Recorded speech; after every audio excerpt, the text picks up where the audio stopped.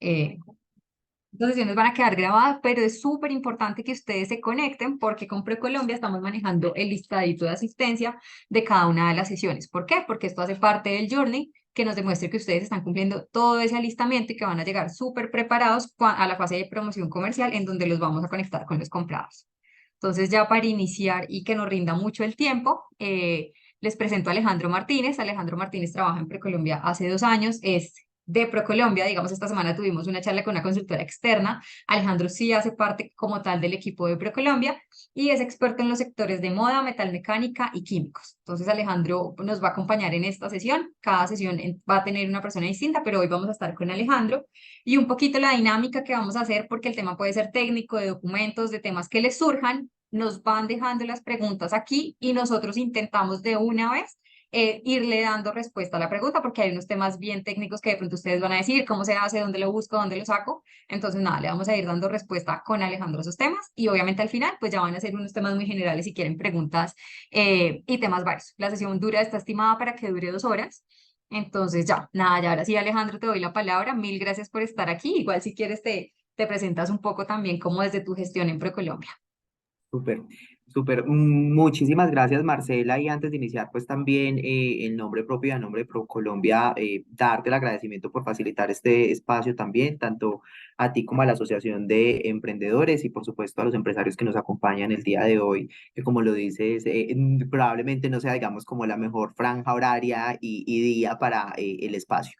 Sin embargo, siento que es información muy valiosa y la idea es que pues vayamos, digamos, de alguna manera definiendo esas estrategias al interior de la empresa para ir fortaleciendo, digamos, ese objetivo de internacionalizar la compañía y sus productos y también identificar, digamos, qué procedimientos debo hacer antes, durante y después de una exportación y ante qué entidades o quiénes serían, digamos, esos actores claves para poder llevar, digamos, ese proceso de internacionalización a un feliz término. Como le estaba mencionando Marcela, mi nombre es Alejandro Martínez, hago parte del equipo de exportaciones de ProColombia. Y pues en estos últimos 2 años he venido trabajando con las cadenas de sistema moda, metalmecánica y químicos y ciencias de la vida. Entonces voy a proyectar la presentación, voy a compartir la pantalla, porfa, me confirman cuando la estén viendo. Un segundo.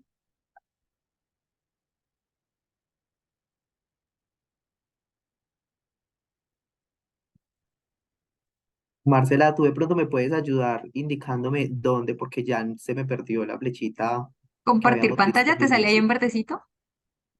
¿Te salió? Ahí ya, sí, Ya, ahí ya, súper. sí. Listo.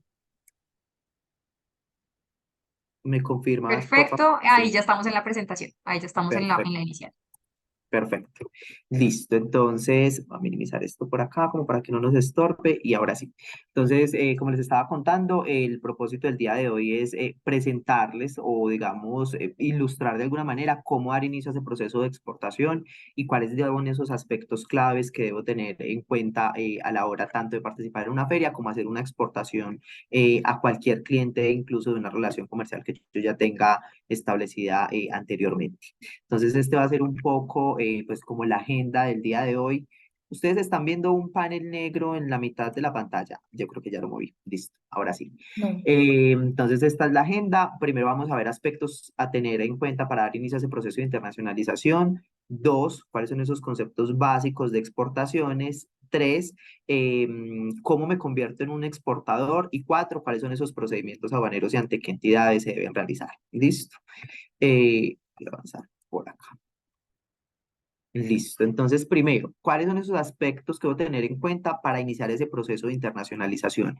Y aquí podemos hablar de 4 fases puntualmente, ¿cierto? Y quizás orientadas a unos puntos muy particulares. Entonces, primero es validar el potencial exportador que yo tengo como empresa, ¿cierto? ¿Cómo puedo validar ese potencial exportador? Uno, definiendo dentro de mi portafolio de productos cuál es ese producto estrella que le va a abrir la puerta a esos otros productos que yo tengo al interior de mi portafolio, pero que es básicamente ese caballo de batalla, por así decirlo, ¿cierto? Ese producto que tiene mayor potencial, que genera quizás la mayor rentabilidad para la empresa, en el cual soy experto, donde tengo un valor agregado, ¿cierto? Y eso nos lleva, dos, o en una segunda instancia, a identificar ese factor diferenciador, ¿cierto?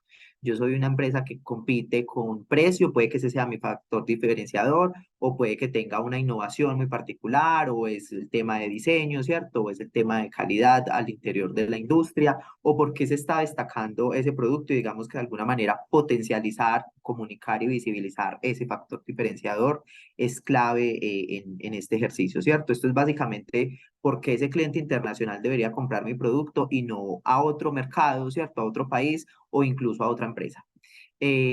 También es supremamente importante identificar el comportamiento de la oferta que yo tengo como compañía, ¿cierto? Si ese producto que yo tengo eventualmente es apreciado en un mercado internacional o si es apreciado o está ajustado a la realidad de un mercado puntualmente.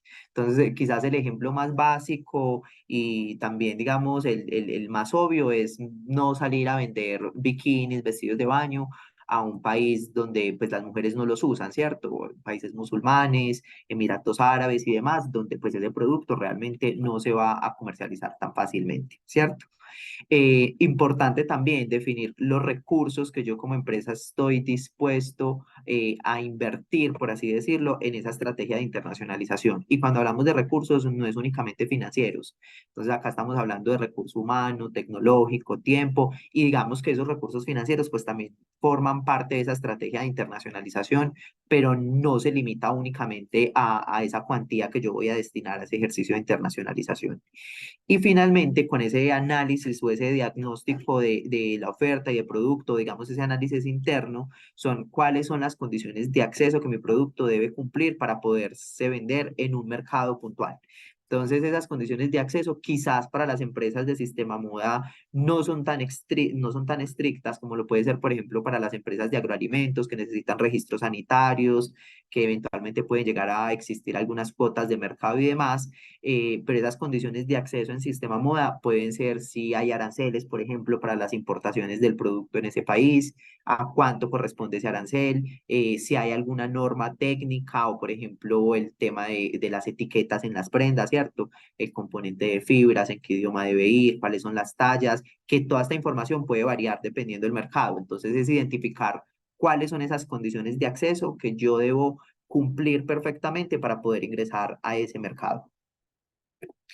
Y aquí pasamos ya al segundo análisis. Entonces, en el primero era muy interno, muy desde la compañía, y el segundo es de cara al cliente, ¿cierto? De cara al mercado, de cara a cuáles son esas tendencias que hay en el sector, en la categoría de productos, en el mismo mercado que me las está dando y comunicando constantemente. Entonces, acá digamos que este ejercicio de tendencias es casi que volver al colegio, volver a la universidad y buscar precisamente hacia dónde está yendo, digamos, el mundo de la moda en este caso, cuáles son esas tendencias o patrones o cuál es ese perfil del consumidor y cómo puedo yo de alguna manera ajustarme para vender mi producto de manera exitosa en ese mercado.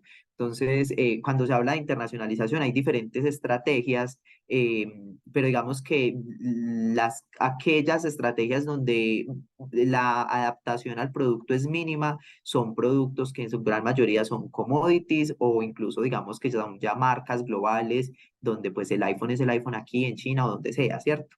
Pero eventualmente pues la característica o el pareto es que el producto es quien se debe ajustar a esas dinámicas del mercado o a esas características del mercado para poderlo atender de manera correcta. Entonces, por ejemplo, algo que se me ocurre en sistema moda es los países en Latinoamérica, tropicales, utilizan ciertos colores, ¿cierto? Dentro las prendas que nos ponemos diariamente. Pero si nos vamos a un país nórdico, esos colores son completamente diferentes, ¿cierto? Son más neutros, blanco, negro, y quizás llegar con una oferta muy colorida, sea disruptiva, puede que eso lo esté buscando el mercado en ese momento, pero puede que el estándar sea más, digamos, hacia este patrón de esos colores, ¿cierto? Entonces son simplemente como ideas que yo debo ir entendiendo para poder preparar esa oferta a ese mercado puntualmente.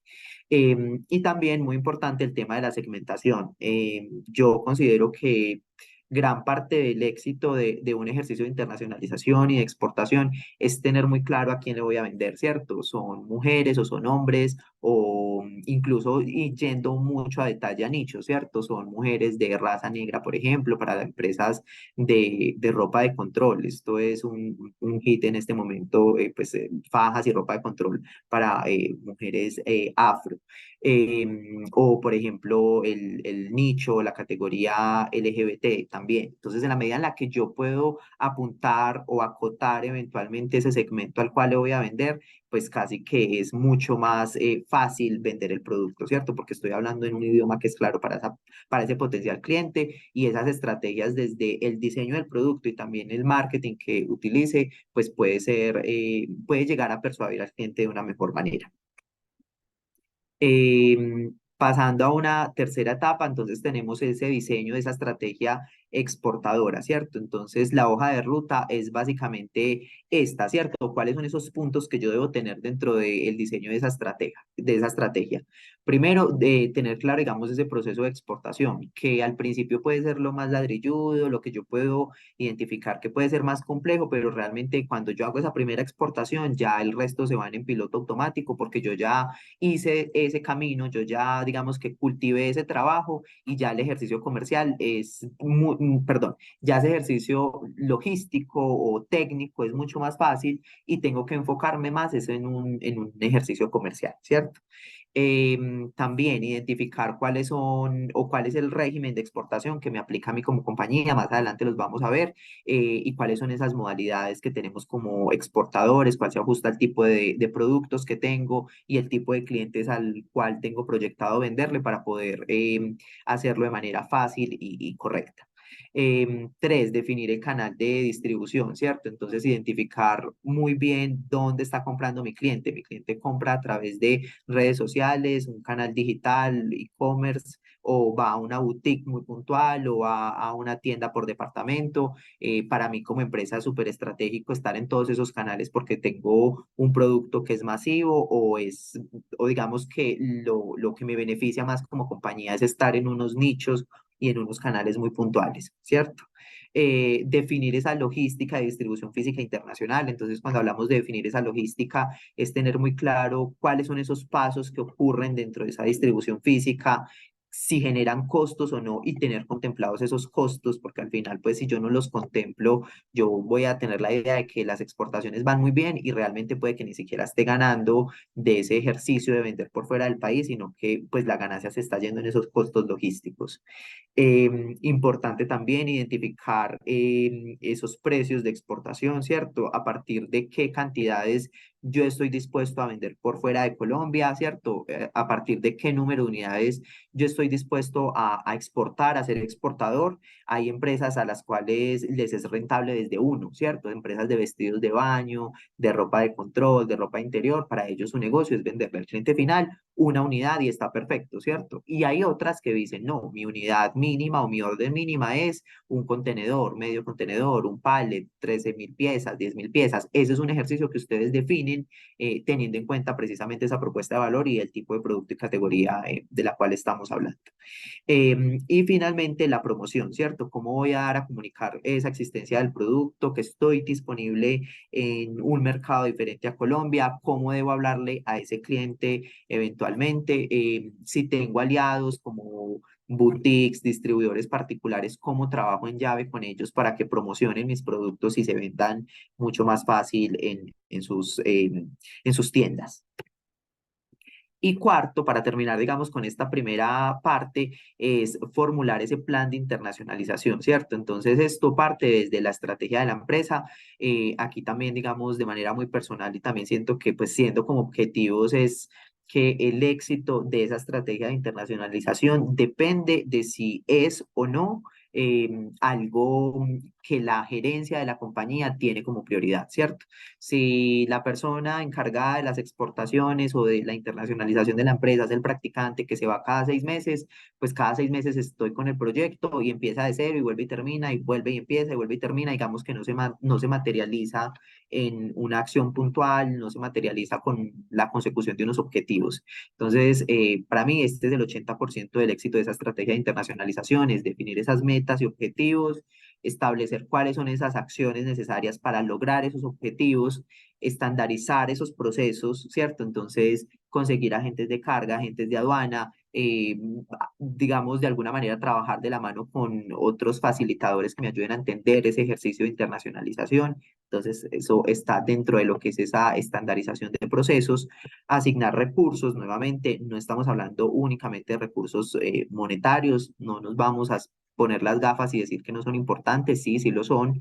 Si yo, por ejemplo, quiero posicionar mi marca en Estados Unidos, pues si es costoso posicionarla en Colombia o en el país de origen, pues posicionarla por fuera requiere un ejercicio adicional, ¿cierto? Entonces esos recursos financieros son importantes, sin embargo, también es importante ese recurso en tiempo, en tecnología, en personal, que estamos hablando, que no sea el practicante la persona que está a cargo de la estrategia de internacionalización de la empresa, sino que tenemos que asignar a una persona, ¿cierto? Y que este sea su tarea y que esta sea su tarea principal. Y finalmente definir aliados, como les estaba contando, entonces esa identificación de quién me puede ayudar en ese ejercicio de internacionalización. Hasta aquí terminamos con esta primera parte. ¿Tenemos dudas, preguntas? ¿Estamos bien hasta esta parte? Por ahora no nos han escrito nada en el chat. No sé si alguien tenga alguna pregunta de esta parte que era como la general y creo que ya ahora sí vas a entrar muy en lo técnico, ¿cierto? Ujú. Sí, Súper, no, listo. todo Entonces, claro por ahora nos dice. perfecto. Bueno, pregunta, ¿les vamos a compartir la PPT? Sí, ¿cierto? No hay Sí, problema con Colombia, sí, perfecto, súper. listo. Aquí, digamos, a modo de resumen para terminar esta primera parte, entonces debemos tener en cuenta y en consideración cuál es nuestro producto, cuál es ese producto estrella. Yo puedo tener dentro de mi portafolio, que pasa mucho con las empresas de sistema moda, que yo tengo dentro de mi portafolio X cantidad de referencias, ¿cierto? Es identificar dentro de esas referencias cuáles son esas que tienen mayor potencialidad, ¿cierto? Cuáles son las que se venden de mejor, de una manera mucho más sencilla, más fácil, que son más rentables para mí. Entonces, es identificar esos productos es crucial. Capacidad de producción también muy importante. Eventualmente, pues creo que la gran mayoría de las empresas que están acá, pues venden en el mercado nacional y quizás todavía no están de lleno en el mercado internacional o hoy la participación más importante de las ventas proviene del mercado nacional, ¿cierto? Entonces, es muy importante definir cuáles son esas capacidades con las que yo cuento para ofrecerle al mercado internacional. Entonces, si yo tengo, digamos, ciertos compromisos comerciales en Colombia, que es el flujo de caja de mi compañía, pues yo no puedo renunciar a eso por salir a exportar y empezar a revisar. De poder sí puedo, ¿cierto? No sé qué tan estratégico sea para la empresa si de pronto esos negocios a nivel nacional, pues son quienes apalancan financieramente el proyecto de internacionalización. Entonces, importante acá tener claridad de cuáles son esas capacidades de producción y cuáles qué porcentaje de esas capacidades yo puedo destinar al mercado internacional. Eventualmente, pues para ProColombia, y ese es el propósito, es que ojalá pues fuera al contrario, ¿cierto? Que el 80% más de la producción de las empresas en Colombia salieran del país, porque pues esto eventualmente beneficia la balanza comercial. Sin embargo, pues la realidad es que esos negocios a nivel nacional son los que de alguna manera apalancan financieramente los proyectos de internacionalización. Entonces, importante, digamos, no descuidar o no comprometer esa capacidad si no es estratégico en X fase de ese ejercicio de internacionalización de la empresa. Permisos y regulaciones se aplican. Realmente en Sistema Moda, digamos que el aspecto más técnico es el tema de certificados de origen, que ya lo vamos a ver más adelante, pero realmente pues nosotros no tenemos en Sistema Moda registros sanitarios, notificaciones sanitarias, ni nada por el estilo. Experiencia comercial, importante que ustedes cuando hablen con un cliente internacional, estén participando en una feria, le transmitan esa confianza y esa experiencia al cliente, ¿cierto? Yo puedo no haber exportado, pero sí le puedo decir a mi cliente, mire, yo en Colombia atiendo estos y estos y estos clientes, estoy en estos y estos canales y tengo experiencia haciéndolo, no solo vendo en Bogotá o no solo vendo en Medellín, sino que tengo X cobertura al interior del país. Entonces, digamos que ayuda a nutrir ese discurso comercial, ¿cierto? Y nuevamente, por acá están los recursos, aspecto a tener en cuenta, definir esas personas, ese dinero. Si yo quiero posicionar mi marca a nivel internacional, pues primero, ¿cuánto me cuesta proteger esa marca a nivel internacional en cada uno de los mercados, en los mercados en los que quiero estar? Si quiero participar en una feria, ¿cuánto vale esa feria? ¿Qué tan rentable es para mí como compañía? Entonces es importante contemplar estos aspectos dentro de esa estrategia. Bueno, ahora sí, y aquí vamos a empezar con esos conceptos básicos en cuanto a las exportaciones. Esto digamos que está muy general, entonces fácilmente si está la empresa de calzado o está la de joyería y bisutería y está la de ropa interior y la de ropa exterior, todo digamos que ese proceso es exactamente el mismo. ¿Listo? Entonces, antes de empezar, ¿qué se considera una exportación? O primero, ¿qué se considera una exportación y quién es un exportador? Entonces, un exportador en Colombia es toda persona natural o jurídica habilitada por la DIAN para realizar esta actividad, ¿cierto? Entonces, es básicamente yo contar con un permiso de la DIAN que me permita comercializar mis productos por fuera de Colombia. A esa persona le consideramos exportador. ¿Y qué se considera una exportación? Por lo menos cuando hablamos de productos, no de servicios, sino de bienes tangibles, una exportación es toda salida de esas mercancías, de esos productos del territorio aduanero nacional hacia otro país o hacia una zona franca industrial. Entonces, cuando yo salgo con mi producto de Cúcuta hacia Venezuela, eso se puede considerar exportación, siempre y cuando, pues, digamos, se haga en el marco de lo que tiene establecido, en este caso, la autoridad aduanera, que es la DIAN. O si yo tengo el producto en Medellín y lo voy a llevar a la zona franca de Río Negro, que está a 40 minutos de Medellín, también se considera una exportación porque esa zona tiene una jurisdicción especial y cuando yo lo voy a vender a una empresa que está ahí, debo cumplir con los mismos requisitos que tengo que cumplir para hacer una exportación. ¿Listo? Entonces ahí están esos dos conceptos. También importante dentro de lo que es este ejercicio de internacionalización, exportación y logística, entender las barreras al comercio. Entonces, primero, ¿qué son esas barreras al comercio? Son de alguna manera la forma en la que los estados controlan, vigilan y de alguna manera regulan lo que entra y sale de sus países, en especial lo que entra, ¿cierto? Lo que se está importando. Entonces, hay dos tipos de barreras, hay dos tipos de barreras al comercio, unas que son arancelarias y otras que son no arancelarias. ¿Cuáles son las arancelarias? Todo lo que digamos acá entre nosotros y a cuatro paredes, yo resuelvo pagando un arancel. Entonces, para que ese jean entre a México, tengo que pagar el 20% de arancel. Eso es una barrera arancelaria, ¿cierto? Es desembolsar y pagar esos impuestos, esos tributos para que mi producto pueda ingresar sin ningún inconveniente. Una barrera no arancelaria, por el contrario, yo ya no la resuelvo pagando un impuesto, sino que yo ya tengo que cumplir con ciertos requisitos, ¿cierto? Entonces, puede ser un certificado de origen, puede ser un registro técnico, una norma de calidad, puede ser un registro sanitario, por ejemplo, para las empresas de alimentos, medicamentos, de bebidas, ¿cierto? Entonces, ya aquí se puede, de alguna manera, ramificar dependiendo del tipo de producto, industria y país al cual estoy exportando. Importante acá, estas barreras arancelarias y no arancelarias van a variar dependiendo del país, ¿cierto? Puede que yo para exportar a Perú no tenga ningún arancel, si son, no sé, ropa deportiva, pero si me voy con ese mismo producto a México, en México tengo el 50% de arancel. Entonces miren que es el mismo producto, dos mercados diferentes y dos condiciones diferentes. Eso con respecto a esas barreras arancelarias y no arancelarias. ¿Tenemos alguna pregunta hasta acá? Veo por acá cuatro mensajes en el chat.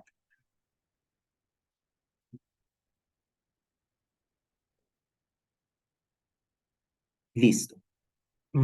Siguiente aspecto, dentro de esos conceptos básicos están los vistos buenos. Estos vistos buenos nuevamente aplican sobre todo a otro tipo de industria, ¿cierto? Entonces, si yo soy una empresa que tiene lácteos o proceso alimentos, pues necesito un registro INVIMA, tanto para trabajar en Colombia y eventualmente mi cliente internacional me va a pedir ese certificado o homologar ese certificado en la autoridad sanitaria de su país.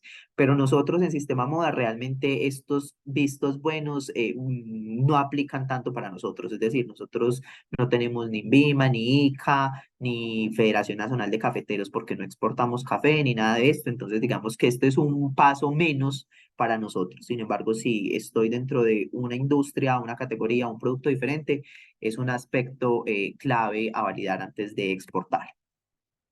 Y aquí entonces vamos a entrar a ver las modalidades de exportaciones de las cuales estábamos hablando al principio, que hay un régimen de exportación, hay unas modalidades, entonces la idea acá es presentarles estos tres.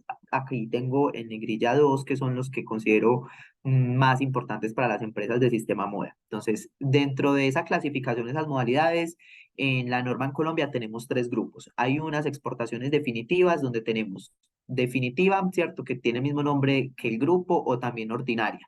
Entonces, esa exportación definitiva ordinaria es la básica, la tradicional, la que todo el mundo quiere y la que todo el mundo tiene en la cabeza, que es cuando yo le vendo mi producto a ese cliente internacional, mi cliente me paga y ese producto nunca regresa a Colombia. Esa es esa modalidad, ¿cierto? Luego tenemos muestras sin valor comercial, muy similar a una exportación definitiva. La salvedad o digamos que la diferencia es que aquí a mí no me están pagando, por eso dice sin valor comercial. Entonces yo tengo esas muestras, las envío a mi cliente, él las revisa, las valida, las testea, me da recomendaciones, feedback sobre esa muestra que le envié para eventualmente montarme un pedido, hacerme, digamos, un pedido y que yo haga una exportación definitiva. Pero aquí a mí no me están pagando y este producto no regresa a Colombia.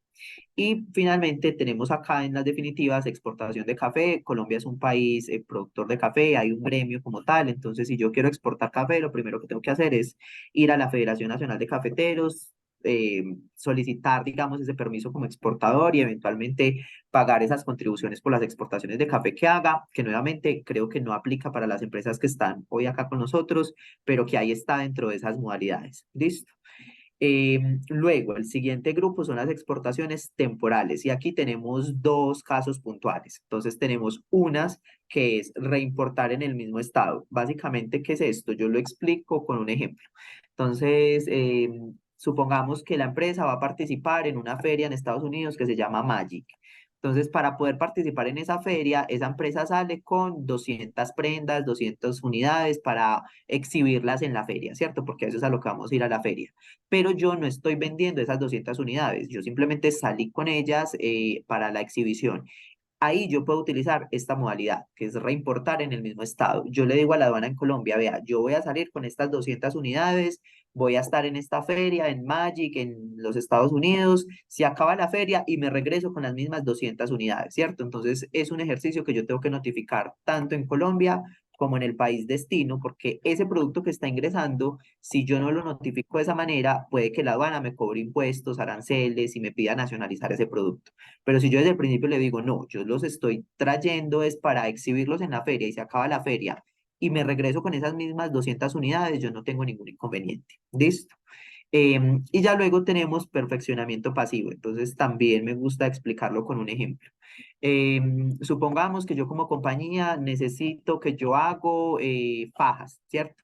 Hago ropa de control y yo necesito una máquina puntual que no conseguí en Colombia y que le compré a un proveedor que está en China o en Alemania, donde sea que esté. Y resulta que esa máquina pues viene defectuosa, no me está funcionando, entonces yo le digo a mi proveedor, mire, esto no me sirve, necesito que me lo arregle o me lo cambie y todavía está dentro del plazo o el tiempo de garantía. Entonces, yo saco esa máquina de Colombia, esa máquina se transforma, la mejoran, hay digamos como una mejoría en cuanto a la calidad de ese producto y regresa nuevamente a Colombia. ¿Listo? Entonces, ese es ese caso, ese perfeccionamiento pasivo, donde esa maquinaria, ese equipo o ese producto que yo estoy importando, de alguna manera se está perfeccionando por fuera de Colombia, pero va a regresar nuevamente a Colombia. Que estas dos pueden ser, digamos, como muy atípicas y no son el común denominador en las exportaciones que usualmente vemos.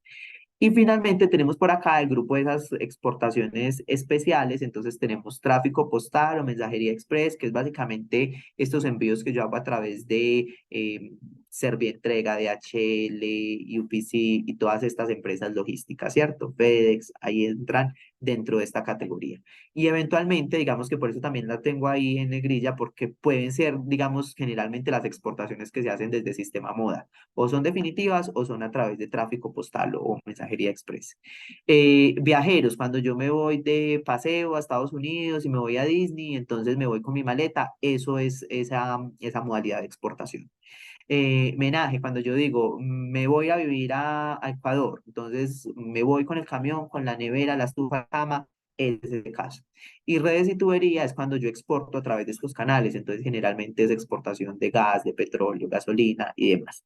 Entonces, nuevamente, de aquí quizás las que más vayamos a usar, las que sean el día a día de nosotros como empresas en Sistema Moda, pueden ser Definitiva y Tráfico Postal o Mensajería Express. Hasta aquí vamos bien, ¿hay alguna pregunta?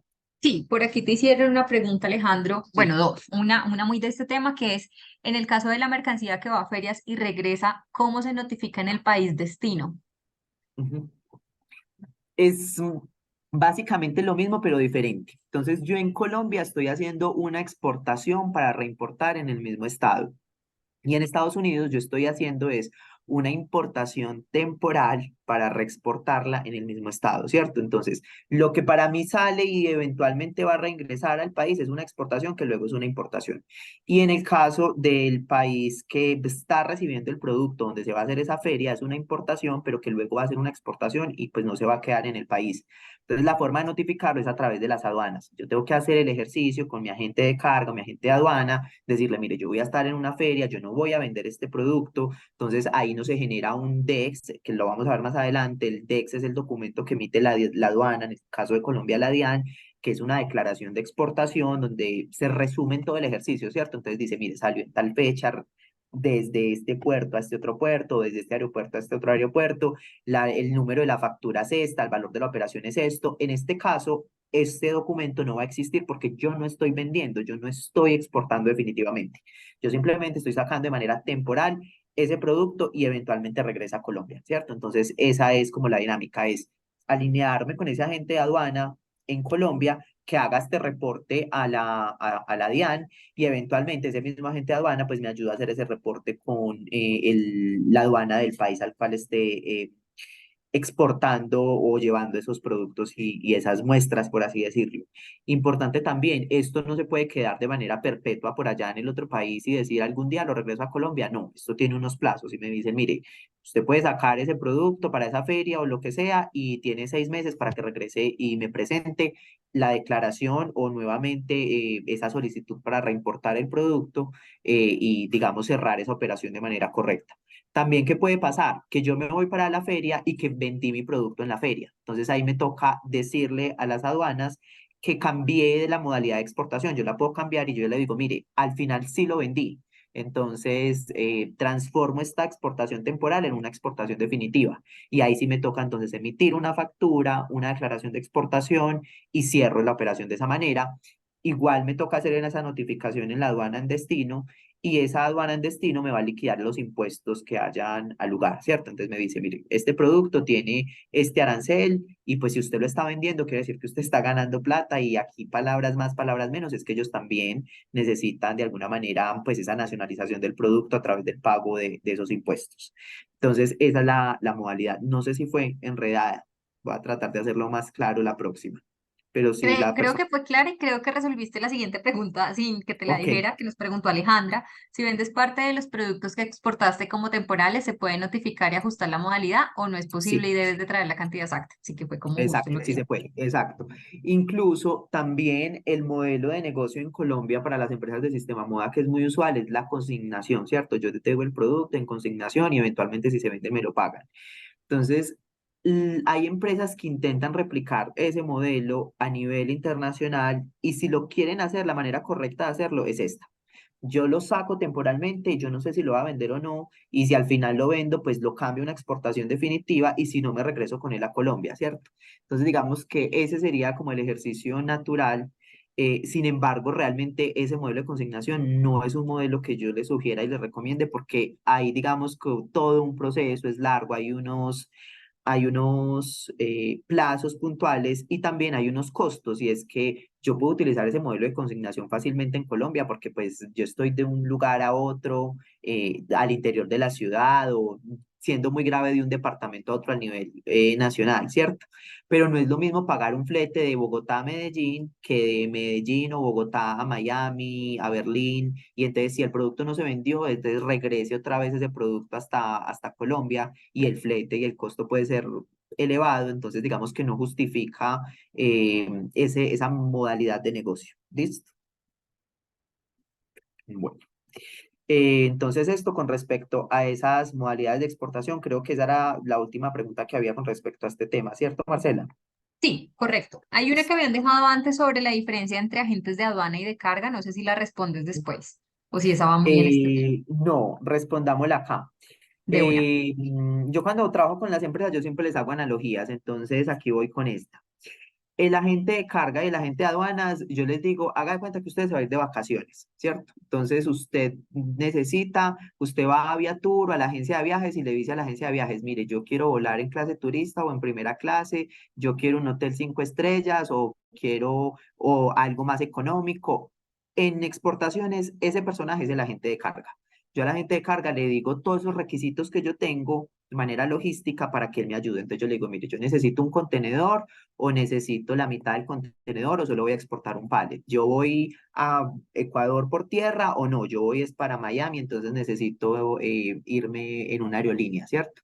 Entonces, todos esos requisitos y esas condiciones yo se las comparto a mi agente de carga, que en nuestra analogía es el agente de viajes y él me organiza ese paquete y al final me dice, mire, estos son los costos a nivel logístico para ese ejercicio. Ahora, el agente de aduana es un personaje diferente y en nuestra analogía hagan de cuenta que es un abogado, es quien me representa frente a la autoridad aduanera en el caso de las exportaciones para que se haga de manera correcta, ¿cierto? Él es quien entiende si es una exportación definitiva, voy a reimportar en el mismo estado, le notifica eso a la aduana y está, digamos, pendiente de esos trámites y documentos. Entonces, ese agente de aduana no se involucra en aspectos logísticos, sino que es directamente hablando con la autoridad aduanera y que eventualmente si mi mercancía necesita una inspección física, revisar las cajas, etcétera, etcétera, que es muy normal y es muy natural, ese agente de aduana es que me va a representar si yo no puedo estar, ¿cierto? Entonces yo estoy en Medellín, en Bogotá, donde sea que esté, y mi producto va a salir por el puerto de Buenaventura. Yo no puedo irme para Buenaventura. Mi agente de aduana está allá y él se encarga de representarme y ver que el proceso se haga de manera correcta y que pues estén respetando y protegiendo mis derechos como exportador. ¿Listo? Entonces son dos personas diferentes y tienen esas dos tareas diferentes. Listo.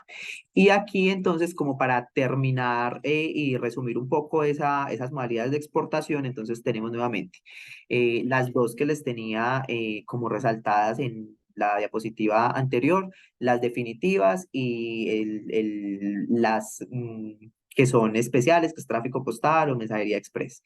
Entonces, ese tráfico postal tiene unos limitantes, por así decirlo. Yo no puedo exportar $1 millón a través de FedEx o de HL, no. Esos montos o el monto máximo el cual puedo exportar es hasta $5.000. Entonces, yo puedo exportar a través de FedEx, de HL, una factura a un cliente que esa valga $5.000, ¿cierto? Pero ya si son 5.500, yo ya no puedo hacer una exportación a través de este canal o estos medios y estos aliados, sino que me toca hacer una exportación definitiva. ¿Listo? ¿Cuál es la diferencia? Que en esa exportación definitiva yo eventualmente tengo que contar con un agente de aduana o un agente de carga o eventualmente exportar a través de un comercializador internacional, que ya vamos a ver más adelante en qué consiste esa figura, versus exportar a través de FedEx, DHL y estas empresas logísticas donde yo no necesito nada de eso. Yo lo único que necesito es tener mi cajita lista y llamo a FedEx y DHL y le digo, pasen por esta caja y se la entregan a Pepito Pérez en Ecuador, ¿cierto? Y se acabó el proceso y ya exporté y es así de sencillo, ¿cierto? Entonces, esa es esa diferencia con respecto a esos valores. Em, con respecto a los documentos que vamos a ver más adelante, entonces, cuando yo hago una exportación definitiva, va a depender del producto el llevar cierto tipo de documentos, ciertos registros sanitarios, fichas técnicas y demás, certificados de origen. Y en el caso de una exportación por courier, pues básicamente es la factura, una lista de empaque y la guía aérea, ¿cierto? En el caso de Sistema Moda, porque nuevamente nosotros no tenemos registros sanitarios y básicamente esa es la exportación, ¿cierto? No necesito involucrar a otros actores, otros proveedores logísticos y demás, sino que únicamente con ese operador logístico. Cuando hacemos una exportación definitiva, nos entregan ese DEX del que estábamos hablando y que les voy a mostrar más adelante, que es como ese soporte de que la empresa exportó de acuerdo a la normatividad colombiana y que cumplió con todos los estándares que se tienen definidos, versus una exportación a través de estos agentes logísticos, esa exportación del régimen especiales, donde yo lo único, aquí no me dan un DEX, sino que lo que actúa como un DEX es la misma guía aérea, ¿cierto? Me entregan la guía aérea donde se soporta que yo contraté un flete desde Medellín hasta Miami, ¿cierto? Y esa es esa declaración de exportación, que yo lo contraté, lo pagué y que ahí salió una caja de ese producto. Listo. Aquí Alejandro, una pregunta antes de que Sí. cambies, qué pena. Nos pregunta Jairo, ¿tiene una fecha límite las exportaciones temporales? ¿En cuánto tiempo máximo se podría cambiar la modalidad? Generalmente son 6 meses, generalmente te dan 6 meses para hacer el cambio es decir, regresar con ese producto que tú dijiste que había salido temporalmente. Y realmente como lo entienden las aduanas es que ese producto va a salir para un tema muy puntual.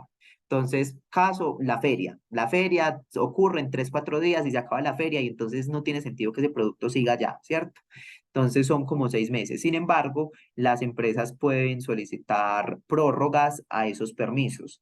Importante, que ya no depende únicamente de la aduana colombiana. Puede que Colombia te diga, listo, yo te doy una prórroga para que ese producto que sacaste desde el país, necesitas más tiempo, o sea, 6 meses no fue suficiente, listo, yo te doy el espacio para que hagamos una prórroga por otros 6 meses, o otros 3 meses, lo que sea.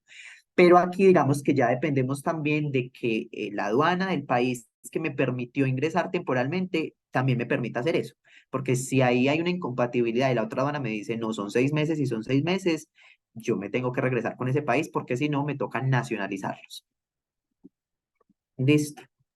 Súper. Y allí nos vuelven y nos preguntan como para rectificar, aunque aquí ya están dándole respuesta, es producto que nos preguntan, pero es producto que no se puede vender o qué pasa con los productos que no vuelven pero hicieron parte de la exportación temporal. Muy pensado en ferias, muy pensados en estos productos que se llevan. ¿Qué pasa si una, o sea, que si se puede vender? Que entendió que lo que dijiste ahora es que sí, solo que hay que reportarlo. Sino que es que hay, digamos que hay, es decir, técnicamente sí se pueden vender, pero importante es la forma en cómo los estoy vendiendo. eh, Recomendación y sugerencia que lo vamos a ver ahora, cuando hablamos de exportaciones, no se permite, no está bien visto, no les va a traer más problemas si lo hacen, mm, que les paguen en efectivo, por ejemplo. Entonces yo puedo ir a una feria y vendí mi producto en la feria, pero todo fue al cliente final, no sé ni siquiera a quién le vendí, no hay factura de eso, y se vendió el producto. Canalizar esas divisas va a ser complejo para mí como compañía después, porque una exportación va ligada, ahorita lo vamos a ver más adelante, va ligada a una declaración de exportación, a una factura y a una declaración de reintegro de divisas, ¿cierto? Entonces, esos tres variables, esos tres procesos deben ser súper claros y todos se deben hablar entre ellos. Entonces, yo sí puedo vender el producto en la feria. Ideal que yo se lo venda todo a un cliente. No está bien que yo haga esa venta en efectivo. ¿Por qué? Porque la aduana, digamos, del país en el cual se hizo esa feria, me va a decir, es que en teoría usted viene a la feria, usted está invirtiendo en estar a la feria, no tiene sentido que usted en lugar de venirse sin plata, se venga lleno de plata. Y no tengo luego cómo justificar ese dinero que está ingresando a Colombia y que yo me estoy sacando de otro país. Entonces, digamos que es complejo, sí se puede hacer. Yo voy a la feria y ahí encontré a un cliente y le vendí todo a ese cliente y me pagó a través de una transferencia bancaria, entonces no tiene sentido que yo me regrese con el producto para luego tener que volvérselo a enviar, sino que definitivamente cierro el ejercicio ahí, le notifico a mi aduana y pare de contar. O le vendo a una tienda, a una boutique puntualmente el producto a dos o tres y digamos que puedo fraccionar esos despachos y no hay ningún inconveniente. Pero digamos que traer ese dinero en efectivo sin las declaraciones correctas, sin los cambios correctos, sí puede pues, ser un dolor de cabeza después para las empresas. Y también digamos que no necesariamente la modalidad sea solo para ferias, sino que puede ser, yo menciono ferias es porque es lo más usual en sistema moda. Pero digamos que una exportación temporal temporal también depende mucho del producto. No sé, supongamos que hay un terremoto en X lugar del mundo y que nosotros tenemos una maquinaria que puede ayudar a rescatar heridos, por así decirlo. Entonces yo puedo sacar esa máquina de Colombia, yo no la estoy vendiendo, yo no, porque cuando hablamos de esa exportación para reimportar en el mismo estado, miren que en ningún momento se habló de un pago. Yo simplemente saco esa máquina, la presto por ayuda humanitaria, por lo que sea, se beneficiaron de ella o sirvió para las razones que hayan sido y me regreso con mi máquina para Colombia. Entonces, no necesariamente es una venta. En sistema moda generalmente se utiliza porque va a estar en una feria, ¿cierto? Em, pero digamos que esa es como la particularidad. Esa modalidad no está pensada para sistema moda puntualmente, sino que es genérica, está ahí y yo la puedo eventualmente utilizar, ¿cierto? Súper. Mm, Y eh, aquí eh, Manuela nos pregunta a ver si lo comprendimos bien y si el producto se queda como muestra, o sea, si no hay un intercambio de dinero, ejemplo, llegó una boutique y ujú, se llevó 5 prendas de muestra sin valor comercial en esa feria. ujú. Ideal que la manden como muestra. Es ideal que la Ok. manden desde el principio como muestra porque luego, digamos que yo tengo la buena fe y fue una muestra, pero yo como le garantizo a la aduana que fue una muestra. Mm. La aduana me va a decir, no, usted tenía tantas unidades, usted tiene que salir con esas unidades o me paga impuestos. Y si yo no tengo cómo comprobarlo, ella entiende que lo vendí y me cobra los impuestos. Entonces, la muestra me costó a mí, adicional al producto de la logística, unos impuestos. Entonces, en esos casos, desde el principio envío el producto como una muestra.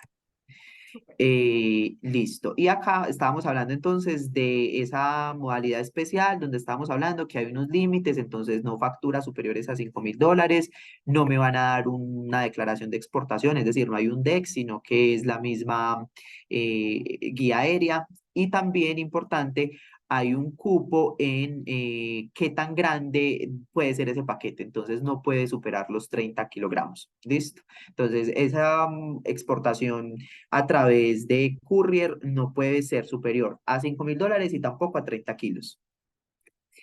Y aquí ya vamos a empezar entonces con los trámites que yo debo hacer para convertirme en exportador. ¿Tenemos alguna última pregunta con respecto a este tema? El que Sí, estábamos con viendo. las muestras. La verdad, con las muestras se Ajá. generaron dos más. Entonces, tenemos una, dame un segundo. Espérame, ay, espérame, seguro que se me fue. Ya. Bueno, no, no, no.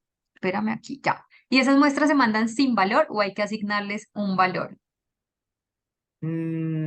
Generalmente como es muestra sin valor comercial y yo no estoy cobrando, es decir, no lleva 2.000, ni 3.000, ni $5.000, no. Generalmente lleva $1, $2, porque las empresas de logística, si yo voy a asegurar la mercancía o digamos por políticas, te piden que valga por lo menos $1 que no te van a pagar, pero que es un costo, digamos, como representativo a la hora de emitir esa factura. Pero no necesariamente y no siempre, pues yo necesito emitir una factura porque precisamente es una muestra. Entonces, en muchas ocasiones yo puedo enviar esa muestra sin valor comercial con una proforma, por ejemplo. Entonces, esa es la primera pregunta. La segunda. Súper. ¿Y de DEX nos confirma si es declaración de exportación? Sí, eso es el DEX. Perfecto. El DEX es la declaración de exportación, que es el documento que, no sé, que emite la DIAN como tal, soportando, informando que yo realicé una exportación, ya lo vamos a ver más adelante, pero esto resume toda la operación, ¿cierto? ¿Quién vendió, quién compró, por dónde salió, cuál es el número de la factura, cuál es el valor, quién fue la gente de carga, quién fue la gente de aduana, en cuánto tiempo pagan? Es el resumen de toda la operación de exportaciones. Listo.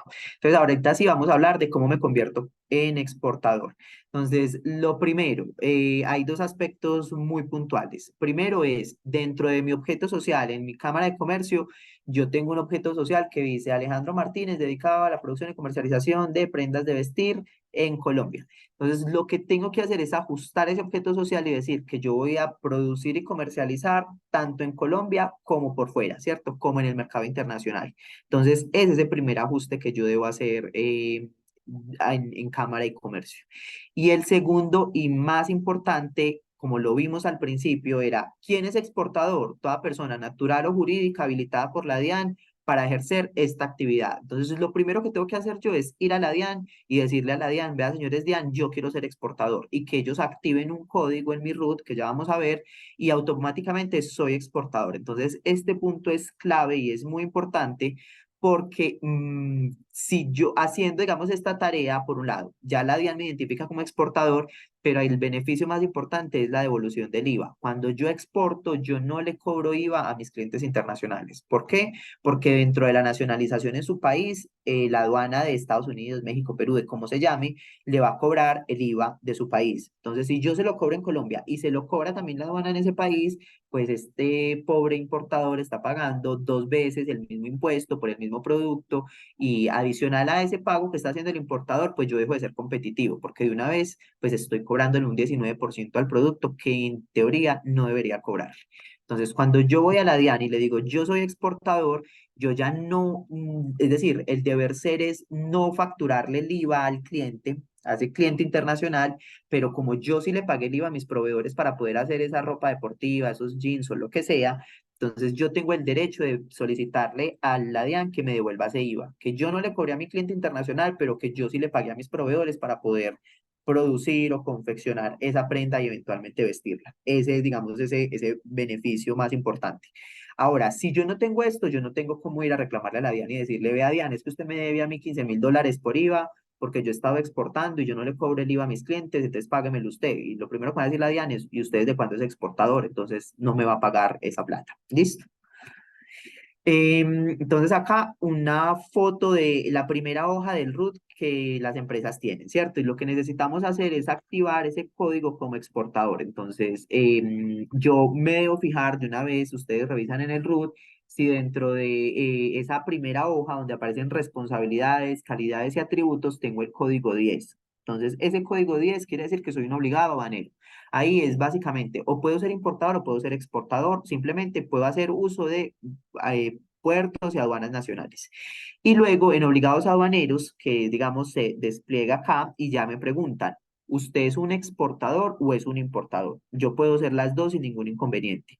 Para exportar, ¿qué necesito ser? Ser exportador y tener el código 22. Entonces, por ejemplo, este root que tenemos acá, miren que tiene el 23, es decir, esta persona es importadora, no es exportadora y quiere ser exportadora, le toca actualizar su root y activar acá el código 22. Entonces, una vez yo le dije a la DIAN que soy exportador, que activo el código 22, se abren estas otras casillas y ya me preguntan, listo Alejandro, usted es exportador, ¿de qué forma lo va a hacer? Va a ser uno, un exportador directo, dos, indirecto, tres, directo o indirecto. Entonces, ¿cuáles son las diferencias? Directo, Alejandro Martínez le vende al cliente que está en México. Yo directamente le vendo a Octavio Acevedo que está en México y pare de contar. Indirecto, yo soy muy bueno produciendo, pero a mí no me interesa exportar. Entonces yo le vendo a este mismo personaje Octavio a través de Marcela. Entonces yo soy una empresa colombiana, le vendo a Marcela, que Marcela es una comercializadora internacional, y Marcela le vende a ese cliente en México que se llama Octavio. Entonces mi producto está llegando por fuera de Colombia, sí. Soy exportador directamente, no, lo hago a través de una comercializadora internacional que la veíamos también, fue uno de los términos de los que hablamos al principio, y esa comercializadora internacional también tiene unas, digamos, una configuración jurídica que le permite comprar y vender sin IVA. Entonces, ¿por qué es importante que yo me identifique también como un exportador indirecto si lo soy? Porque si yo le voy a vender a Marcela, que es una comercializadora internacional que se encuentra en Colombia, Marcela me dice, yo su producto no le pago IVA. ¿Por qué? Porque yo soy una comercializadora internacional. Entonces, yo le vendo mi producto a Marcela, Marcela le vende el producto al cliente internacional, pero ¿quién tiene la tarea de pedirle a la DIAN que le devuelva el IVA? Yo, porque finalmente yo soy el exportador indirecto. ¿Listo? Y tres, yo puedo ser exportador, tanto directo como indirecto. Entonces, si yo quiero estar abierto a todas las posibilidades, a venderle directamente a sus clientes internacionales o a vender a través de otros aliados como las comercializadoras internacionales, pues puedo de una vez optar por el código 3 y decir que yo soy exportador directo o indirecto. Y ya luego, una vez yo defino qué tipo de qué forma de exportaciones voy a utilizar, me preguntan qué tipo de productos voy a exportar. Entonces, código uno, bienes, dos, servicios, tres, bienes y servicios. Que listo, eso es, digamos, de acuerdo a la oferta exportable que tengo como compañía. Entiendo que la mayoría acá estamos en bienes, pero de una vez puedo dejar tres en caso de que sean bienes y servicios. Y en caso de que sean servicios o bienes y servicios, pues ya aquí digamos que se amplía esos códigos que le debo dar al RUT, perdón, a la DIAN, y acá ya me preguntan qué modo de exportación de servicios voy a utilizar y cuál es el código de la clasificación del tipo de servicio que estoy exportando. Que bueno, que aquí digamos que no vamos a entrar en detalle porque pues no somos empresas de servicios, intuyo la gran mayoría. ¿Alguna pregunta hasta esta parte, Marcela? Sí, nos preguntan, ya te la leo, si la factura sale sin IVA, ¿cómo se le pide la devolución a la DIAN? Ujú. Entonces, la factura sale sin IVA. ¿Cómo se le pide luego la devolución? Digamos que el cómo lo voy a interpretar y si no está bien es como cómo le soporto a la DIAN que eventualmente exporte, ¿cierto? Entonces, lo primero es que eventualmente es una factura que ahorita lo vamos a ver, donde yo tengo de alguna manera señalizado que es una factura de exportaciones. Dos, hay dentro de los documentos que acompañan una exportación está la declaración de exportaciones, que quien la emite, la misma DIAN. Entonces la misma DIAN sabe, controló y vigiló de que yo exporté. Entonces digamos que ahí se da cuenta que pues, yo no estoy diciendo una barbaridad, sino que eventualmente soy exportador, que tengo un RUT como exportador, que yo ya notifiqué previamente que soy exportador, que tengo una factura que probablemente esté en dólares, que la persona a la cual está destinada esa factura no es ni siquiera una compañía que está digamos, constituida y legalizada en Colombia, digamos que esos son como esos instrumentos con los cuales yo voy a la DIAN y digamos que esto ya es un ejercicio contable que con el contador de la empresa, ¿cierto? La persona que le ayuda con la declaración de renta, pues presentan esos soportes para solicitar esa devolución del IVA. ¿Listo? Tenemos Súper, otra ya le pregunta quedó ahí. claro a la persona. No, por ahora no nos han hecho más, ya le quedó claro a Miguel. Listo, perfecto. Entonces ahora sí, vamos a avanzar. Importante también, antes de exportar es identificar la partida arancelaria de mi producto. ¿Qué es la partida arancelaria del producto? Es el nombre de mi producto a nivel internacional. Entonces, yo siempre pongo el ejemplo con productos del agro, que son el que me queda más fácil. Un aguacate, en Colombia le decimos aguacate. En Chile, en Perú le dicen palta, en Estados Unidos avocado, y así nos podemos ir con todos los productos y muy probablemente incluso al interior de Colombia todos le digamos a las cosas de una manera diferente. Entonces, la manera en la que la Organización Mundial de Aduanas de alguna manera estandariza que todos estemos hablando del mismo producto, independientemente de las diferencias culturales o de idioma que tengamos, es a través de este sistema numérico. Entonces, esa partida arancelaria es un código que básicamente es la cédula de mi producto. Que cuando estamos hablando de productos textiles, están en la sección 11 que es a partir de la 60, 61, 62, 63, ¿cierto? Ahí están esos productos de la industria textil generalmente. Entonces es un código que identifica mi producto a nivel internacional, que las aduanas, las empresas de logística eventualmente van a saber que con ese número lo que estoy exportando yo son zapatos o ropa deportiva o chaquetas en cuero o lo que sea que esté vendiendo, ¿cierto? Ese código en teoría es un código que es estándar a nivel internacional con todos los países que están suscritos a esa Organización Mundial de Aduanas y adicional de que sirve para identificar el producto es a través de ese código que que las aduanas identifican qué impuestos son los que yo debo pagar a la hora de nacionalizar un producto.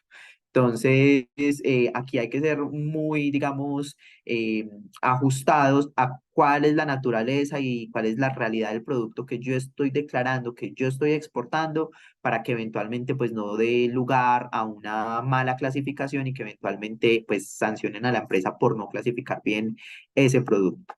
En Colombia, la única entidad que me puede a mí garantizar que mi producto es la partida arancelaria 611020 es la DIAN. Es decir, no es ProColombia, no es el agente de carga, no es el agente de aduana, no. La única entidad que a ti te garantiza que la partida arancelaria de tu producto es el número X es la DIAN. ¿Qué ocurre? Que no siempre es necesario, ¿cierto? Es simplemente ingresar a la página de la DIAN, que eso es la fuente primaria, y fácilmente yo puedo identificar ahí que me dicen camisa en tejido plano. Si yo lo que tengo son camisas en tejido plano, esa es la partida arancelaria, la que me está diciendo la DIAN, ¿cierto? ¿Cuándo sugiero yo ir a la DIAN? Cuando es un producto muy exótico, muy raro, yo ya le di la vuelta a esa página de la DIAN, que aquí está el link para que ustedes pues vayan y puedan buscarla directamente con las memorias, que yo ya lo revisé y definitivamente no lo encontré. O sea, no lo encontré, es un mix, un híbrido muy raro, que yo fácilmente no logro identificarlo. Entonces ahí sí le digo a la DIAN, le levanto la mano, le pido ayuda, eventualmente pues este ejercicio tiene un costo, pero ahí ya tengo esa certeza de que esa es la partida arancelaria de mi producto, ¿listo? La realidad es que en Sistema Moda pues rara vez he visto que las empresas hayan tenido que hacer la solicitud a la DIAN, pero eventualmente pues si existe el caso, perfecto, ahí está, digamos que si yo quiero un certificado y tener esa certeza, esta es la ruta, no hay otra, es directamente con la DIAN. ¿Listo? Aquí les voy a dejar el enlace entonces donde pueden ir y consultarla. Em, Dentro de esos documentos que necesitamos también para exportar, entonces, o digamos esas preparaciones previas, es tener la ficha técnica de mi producto. Entonces, esa ficha técnica, no existe un estándar, ¿cierto? Cada empresa tiene su modelo, su ficha técnica con la información que considera necesaria para dar precisamente cuenta de cuáles son las características del producto, la calidad y demás. Mi única sugerencia acá es incluir dentro de esa ficha técnica la partida arancelaria, ¿cierto? Porque eventualmente esto va a ser parte de los documentos que yo le voy a compartir a mi agente de aduana, a mi cliente, a la aduana del país de mi cliente y demás. Y pues de una vez tengo que facilitarle el ejercicio. Sí, él va a ver la foto de un par de zapatos como está ahí, pero él no sabe si ese zapato es en cuero o es un sintético o de qué es. Si yo de una vez le pongo la partida arancelaria, le estoy facilitando el ejercicio a ese cliente. ¿Listo? Entonces, esa ficha técnica es muy diseñada de acuerdo a lo que ustedes tengan establecido, a lo que quieren comunicar en esa ficha técnica, y mi sugerencia ahí es incluir esa partida arancelaria. Y importante acá, si esta ficha, si el producto se va a exportar a un país que no habla español, esa ficha técnica debe ser en inglés, ¿cierto? Precisamente para facilitar ese ejercicio de identificación del producto. Procesos habaneros que deba hacer antes de exportar. Primero, solicitar firma digital. Esta firma digital es diferente a la firma digital que yo utilizo como empresa para declarar renta cada año.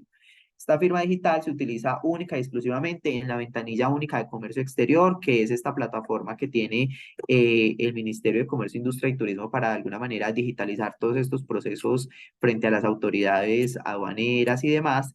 Entonces, esta firma digital únicamente la puedo utilizar a través de esta plataforma, como les conté, y estos son algunos de los proveedores. Entonces, está Andes, GSE, Certicámara y la misma BUSE, la misma ventanilla única de comercio exterior, regala firmas digitales por primera vez a las empresas que la solicitan. Entonces, pueden ir directamente al enlace que hay acá y la pueden solicitar. Importante acá, ¿cuándo necesito yo esa firma digital? Yo necesito esa firma digital cuando voy a hacer una exportación definitiva. Si yo exporto generalmente a través de Courier, FedEx, DHL, 472, como se llame ese agente logístico, yo no necesito firma digital, ¿cierto? Esta firma digital es para esas exportaciones que son definitivas.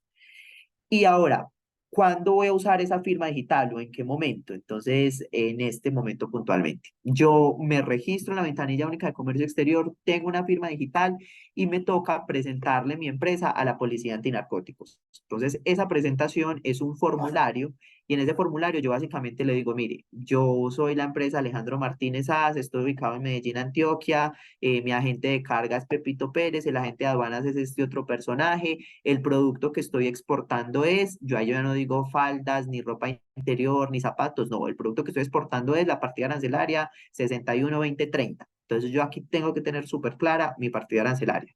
Mi cliente en Perú es este otro personaje, y una vez que yo finalice ese formulario, lo descargo, se genera un PDF, ese PDF lo firmo con esta firma digital, vuelvo y lo cargo en la plataforma y la policía me da el visto bueno para que yo haga esa exportación. ¿Listo? Entonces, por eso necesito esa firma digital, para yo actualizar esa información referente a las exportaciones que voy a realizar y poder firmarlas de manera digital y que ellos me den ese visto bueno o esa aprobación.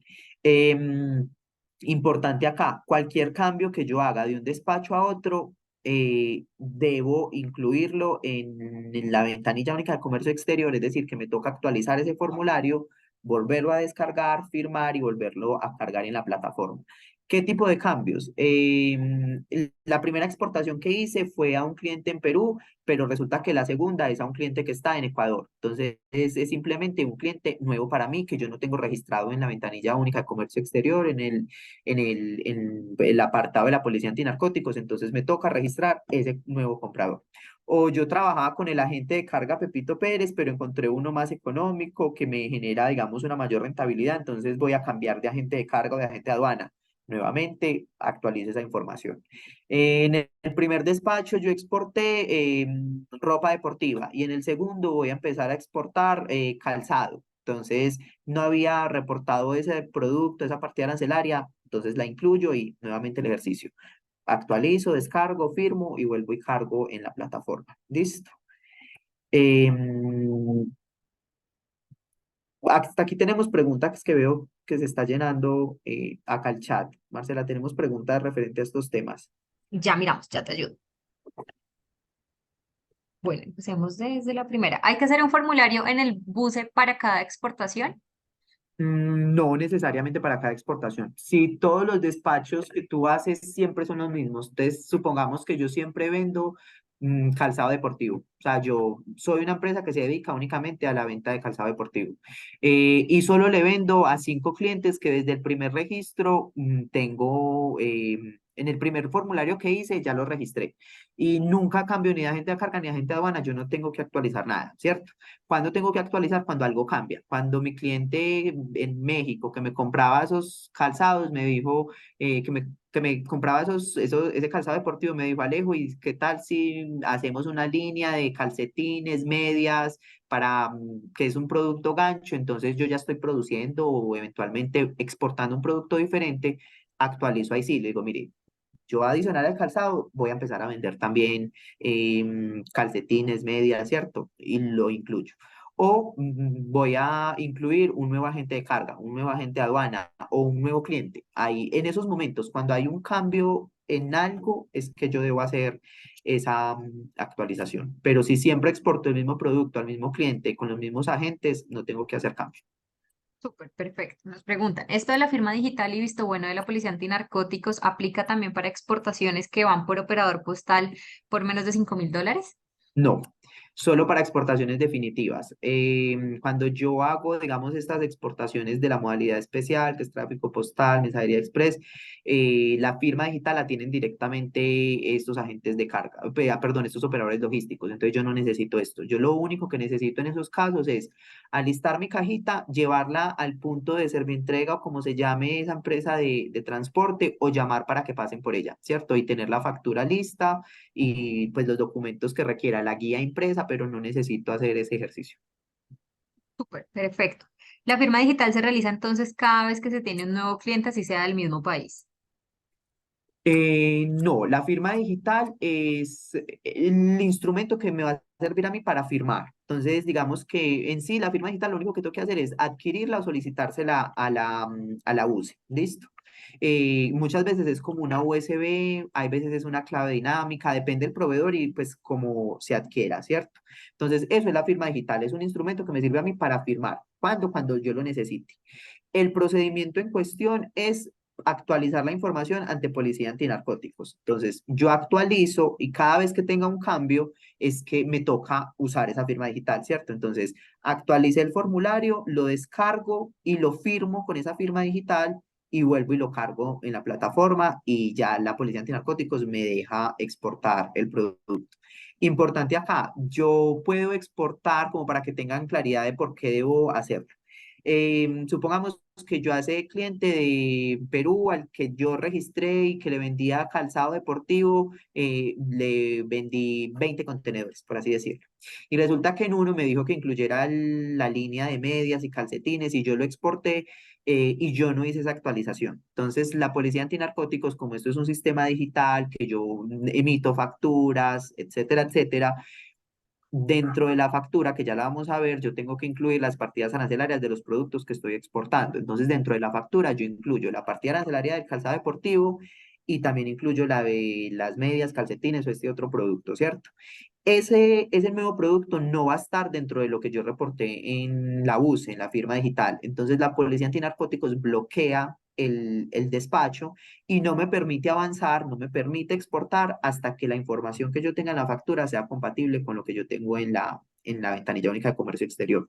Que yo me puedo demorar en eso una hora y que la Policía Antinarcóticos me dé respuesta en una hora, perfecto, no pasó nada, pero puede que yo monte eso y justo en esos días la Policía Antinarcóticos está colapsada y no me responde sino en 4 o 5 días. ¿Qué pasa si la logística estaba planeada de manera perfecta, el contenedor no espera a nadie? Entonces son, digamos, sobrecostos que se pueden generar por simplemente no actualizar un documento en un portal. ¿Listo? Entonces, es decir, no va a pasar nada grave. Lo grave es que me bloquean y no me dejan exportar hasta que yo no tenga esa información alineada con la ventanilla única de comercio exterior. Súper, perfecto. Creo que con esa respuesta al de Juanita que nos decía, si son dos productos similares, calzones y vestidos de baño, ¿se incluyen? Si son dos partidas diferentes, sí. Perfecto. Listo. Listo. Ya no tenemos más de este tema. Listo. Entonces, documentos, soportes que necesitamos para exportar. Entonces, todo esto que hemos visto de firma digital, de policía antinarcóticos, esto es previo al despacho, ¿cierto? Entonces, ahora sí, vamos a exportar. Primero y supremamente importante, la factura, ¿cierto? Entonces, esa factura tiene unos mínimos, por así decirlos, que son los que tiene cualquier factura a nivel nacional. La resolución vigente de la DIAN, sí, eso cualquier factura que tengamos en este momento la tiene. Estar denominada como factura de venta también. Cualquier factura que ustedes hoy le hagan a sus clientes dice factura de venta. Razón social y NIT del vendedor, en este caso ustedes también está ahí. Razón social e identificación del comprador, lo actualizo para cada cliente que vaya a exportar. Es decir, esto que estamos hablando no es nada nuevo. Número consecutivo de la facturación también. Esto está en la factura tradicional. Importante acá, no hay un consecutivo diferente para exportaciones, no. Mi cliente en Colombia es Marcela y es la factura 600. Y mi cliente en México es Octavio, es la 601. Listo, entonces no hay un consecutivo diferente. El valor total de la operación también debe estar en esa factura. Entonces, digamos que aquí no hay absolutamente nada nuevo a lo que tenemos en una factura tradicional. ¿Qué es nuevo? Entonces, condiciones de pago. Generalmente el software contable que utilice la empresa probablemente no les deje incluir o alterar el formato de esa factura. Entonces, ¿dónde puedo poner yo esta información adicional? En las notas o observaciones de la factura que generalmente pues tienen como el espacio al final. Entonces, condiciones de pago. Entonces, ahí es donde yo digo, mire, esto es una factura que me van a pagar de contado o me pagaron de manera anticipada el 50% y el 50% el día de la exportación o a 3 meses o a un mes o a 20 días, ¿cierto? Entonces, definir esa condición de pago. Subpartida arancelaria, ¿qué es esto? La posición arancelaria de la que estábamos hablando. Entonces, sí, muy bonito poner vestidos de baño, marca Pepito Pérez en la factura. Sí, pero en exportaciones eso no nos dice nada. Tiene que decir es la partida arancelaria del producto. Entonces, yo puedo dentro de la descripción acompañar el nombre o esa referencia como yo lo tenga a nivel interno en mi empresa, pero acompañado con la partida arancelaria de ese producto. ¿Listo? Origen de la mercancía, si el producto es colombiano, entonces por ahí en las noticas podemos poner producto colombiano, ¿cierto? Pero esto no es el certificado de origen. Y el Incoterm definido. ¿Qué es el Incoterm? El Incoterm son unos términos de negociación que tiene definidas la Cámara de Comercio Internacional, donde básicamente se define qué hace cada una de las partes en una exportación o importación. Entonces, es básicamente dejar claro, si yo en esta factura que estoy haciendo, en esta exportación que estoy haciendo, soy responsable de llevar el producto hasta el puerto o hasta el puerto en destino o hasta el puerto en Colombia o no, lo único que de lo que soy responsable es de tener el producto listo y llamar a mi cliente y que él pase por él, listo. Entonces, ese es el Incoterm. Realmente en este espacio no vamos a cubrir este tema porque esto nos da para una sesión completa, pero es básicamente definir muy claramente qué, a qué me estoy comprometiendo yo con esta exportación, ¿cierto? Le estoy diciendo a mi cliente, yo le entrego en la puerta de su casa o le estoy diciendo a mi cliente, usted recoge en la puerta de mi fábrica, que son dos cosas totalmente diferentes y tienen costos y también tienen riesgos, implicaciones logísticas diferentes. Entonces, ese Incoterm debe ir incluido en la factura. Y aquí resaltado, las exportaciones son exentas de IVA. Entonces, cuando vamos a facturar, le quitamos el botoncito de calcular el IVA porque nuevamente No se cobra IVA en las exportaciones. Hasta aquí pregunta con la factura. Nos preguntan, para las empresas de moda, ¿cuál es el Incoterm más recomendado o más usado? No, no hay un Incoterm para una industria ni para un tipo de producto, no. Esto es una negociación con el cliente, que es lo que, digamos que para las empresas exportadoras lo más cómodo es vender exports. ¿Qué quiere decir eso? Yo le digo a mi cliente, yo llamo y le digo a mi cliente, Pepito Pérez, pase por la mercancía que está lista en mi fábrica. Está empacada y embalada, como hablamos, el número que acordamos, pase por él. Entonces, literalmente estoy exportando, pero yo no estoy haciendo nada de logística, absolutamente nada. Les estoy haciendo básicamente una venta nacional, incluso más cómoda porque le toca al cliente venir y recoger el producto y llevarse. Y eso es una exportación, ¿cierto? Ante las autoridades aduaneras, yo sigo siendo el exportador, pero esa es la condición que yo pacté con mi cliente. O está el otro extremo y es también que es fácil o no, depende de qué estoy exportando, en qué cantidades, que es donde yo le digo a mi cliente, esto es más rápido que un delivery de una plataforma como Rappi. Yo le entrego en la puerta de su casa, ¿cierto? Y entonces yo ya ni siquiera estoy haciendo la logística en Colombia, sino que también la del país destino. Entonces mira que es el otro extremo y también ocurre. Entonces no hay un común denominador como para las empresas de X categoría o X producto, no. Es qué logro negociar con mi cliente y a qué acuerdo llegamos. ¿De qué puede depender eso? Puede que mi cliente tenga mucha experiencia importando desde Colombia y les diga a ustedes, no, es que yo les vendo a la empresa A, pero también perdón, yo le compro a la empresa A, pero también le compro a la empresa B, a la C, a la D, y todo eso lo consolido y yo mismo contrato un contenedor y me voy con todo el producto que yo le compro a diferentes empresas en Colombia y me lo llevo para mi país, ¿cierto? En ese caso, ese cliente lo más probable es que les diga, no, a mí me interesa comprarles en la puerta de su fábrica en Colombia. Y también está el cliente que es más cómodo y que dice, no, yo no hablo español, a mí no me interesa aprender español, no me voy a encarretar con la logística en Colombia, tampoco me interesa encarretarme con la logística en mi país, me interesa es que usted me entregue en la puerta de mi bodega en Estados Unidos, ¿cierto? Entonces va a depender es de eso, de qué acuerdos llego con el cliente. O un punto medio, entrégueme en un puerto en Colombia o entrégueme en un puerto o en un aeropuerto en el destino, en el país destino. ¿Listo? ¿Alguna otra pregunta hay con respecto a la factura? Sobre los Incoterms, que dónde los pueden encontrar, como que dónde pueden revisar Listo, la información. entonces, sí, esos Incoterms los pueden buscar, literalmente ponen Incoterms en Google y les va a salir un montón de información en imágenes donde los explican. La fuente confiable es la Cámara de Comercio Internacional, quien es la responsable de actualizarlos y emitirlos cada 10 años. La última versión fue en el 2020. Pero realmente este es un espacio que está también pues dentro de ese plan de trabajo que se desarrolla con ProColombia, donde les explicamos qué es un término de negociación, en qué consiste cada uno y qué aspectos debo tener en cuenta en cada uno de esos términos cuando estoy exportando.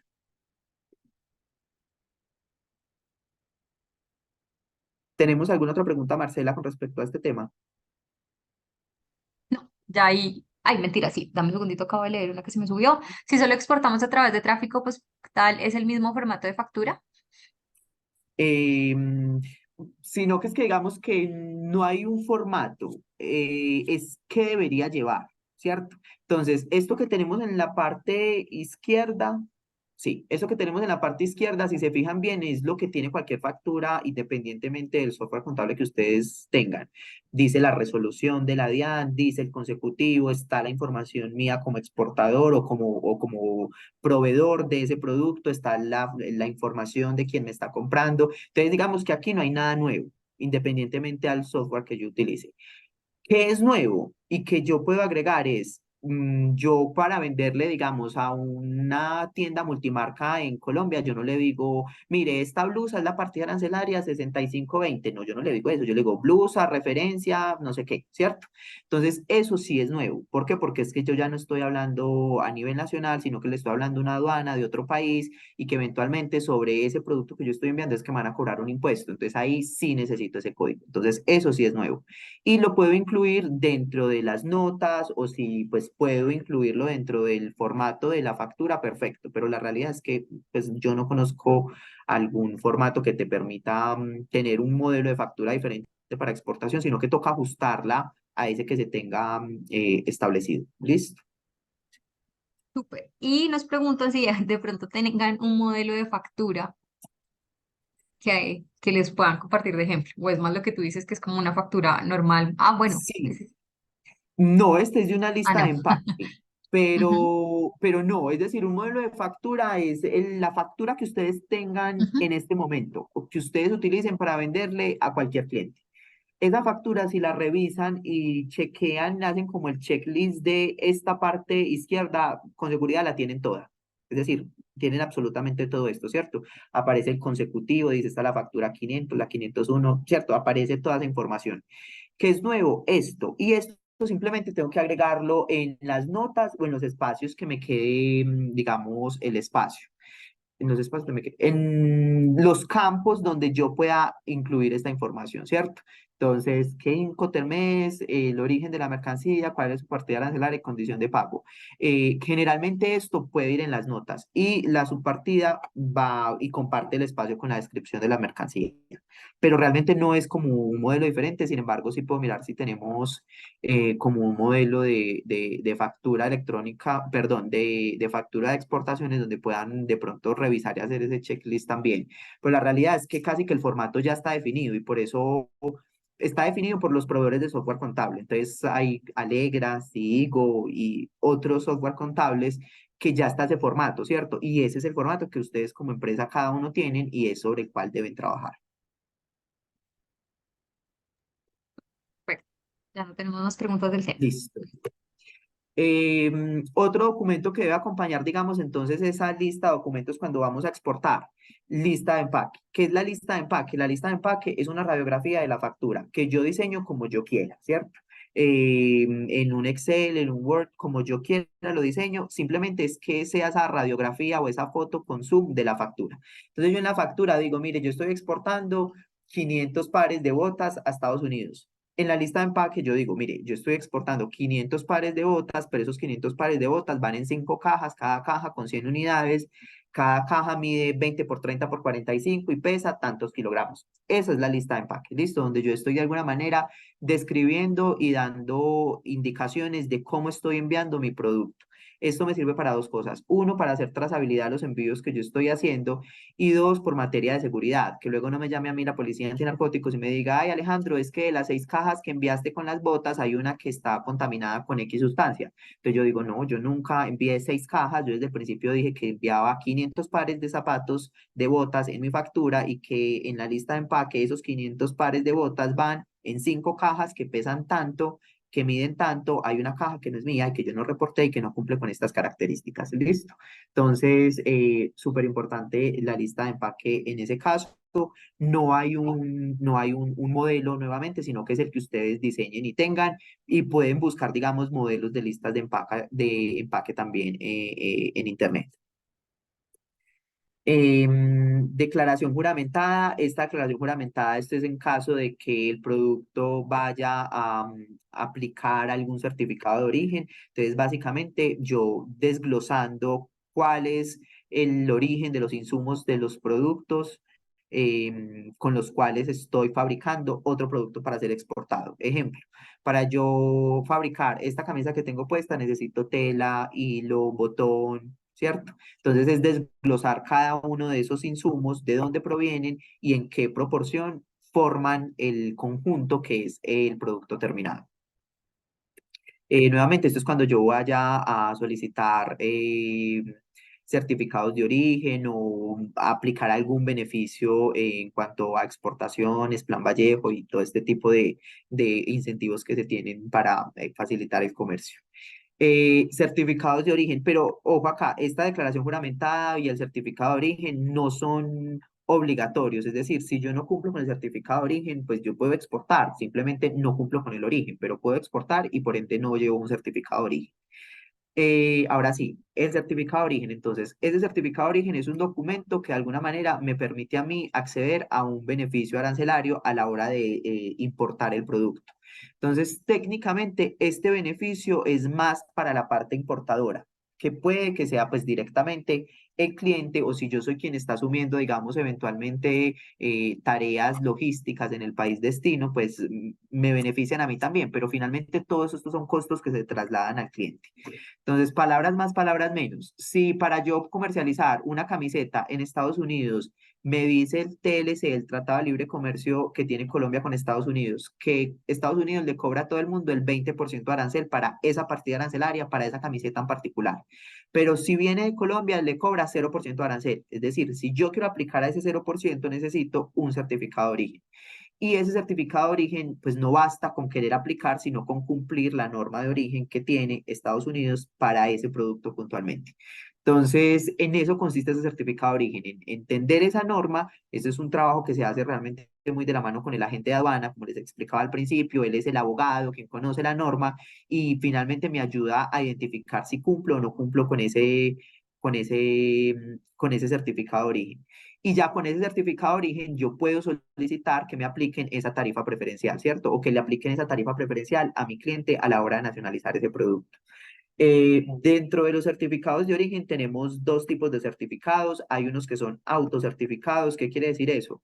Que yo no necesito que la DIAN me imprima o me dé una carta, un soporte donde diga que mi producto cumple con origen. No, yo lo puedo hacer directamente, sino que esto es una declaración juramentada, entonces yo no puedo decir cualquier barbaridad ahí. Si yo estoy diciendo que mi producto cumple con el certificado de origen para Estados Unidos, pues tengo que tener plena conciencia de que así es, porque de lo contrario puede que luego las aduanas me multen por no decir información cierta. Entonces, ¿qué países tienen ese certificado de origen autocertificado? Es decir, que lo puedo certificar yo mismo. Estados Unidos, Canadá y Triángulo Norte, que es Guatemala, Honduras y El Salvador. El resto de países con los que Colombia tiene TLC y puedo aplicar un certificado de origen, me toca tramitarlo directamente con la DIAN. Se lo solicito a ellos a través de mi agente de carga, o si yo lo sé hacer directamente, pues lo hago directamente. Ideal que esos primeros sean a través del agente de aduana. Comparto el desglose de qué está hecho mi producto, de dónde provienen esos insumos y materias primas, y le solicito a la DIAN que me dé ese certificado de origen. Y al final la DIAN me dice si efectivamente cumplo o no con ese requisito de origen. Importante acá con respecto al tema de certificado de origen es que yo puedo cumplir origen para un país con el mismo producto, pero para otro no. Ejemplo, con esa misma camiseta yo puedo cumplir el origen para Perú, Ecuador, Bolivia, pero para Estados Unidos y México no, porque ellos tienen una norma más estricta, más rígida, y es el mismo producto, los mismos insumos, el mismo fabricante, pero no cumple para esos mercados. ¿Listo? Entonces, ese certificado de origen depende puntualmente de cada producto y cada mercado.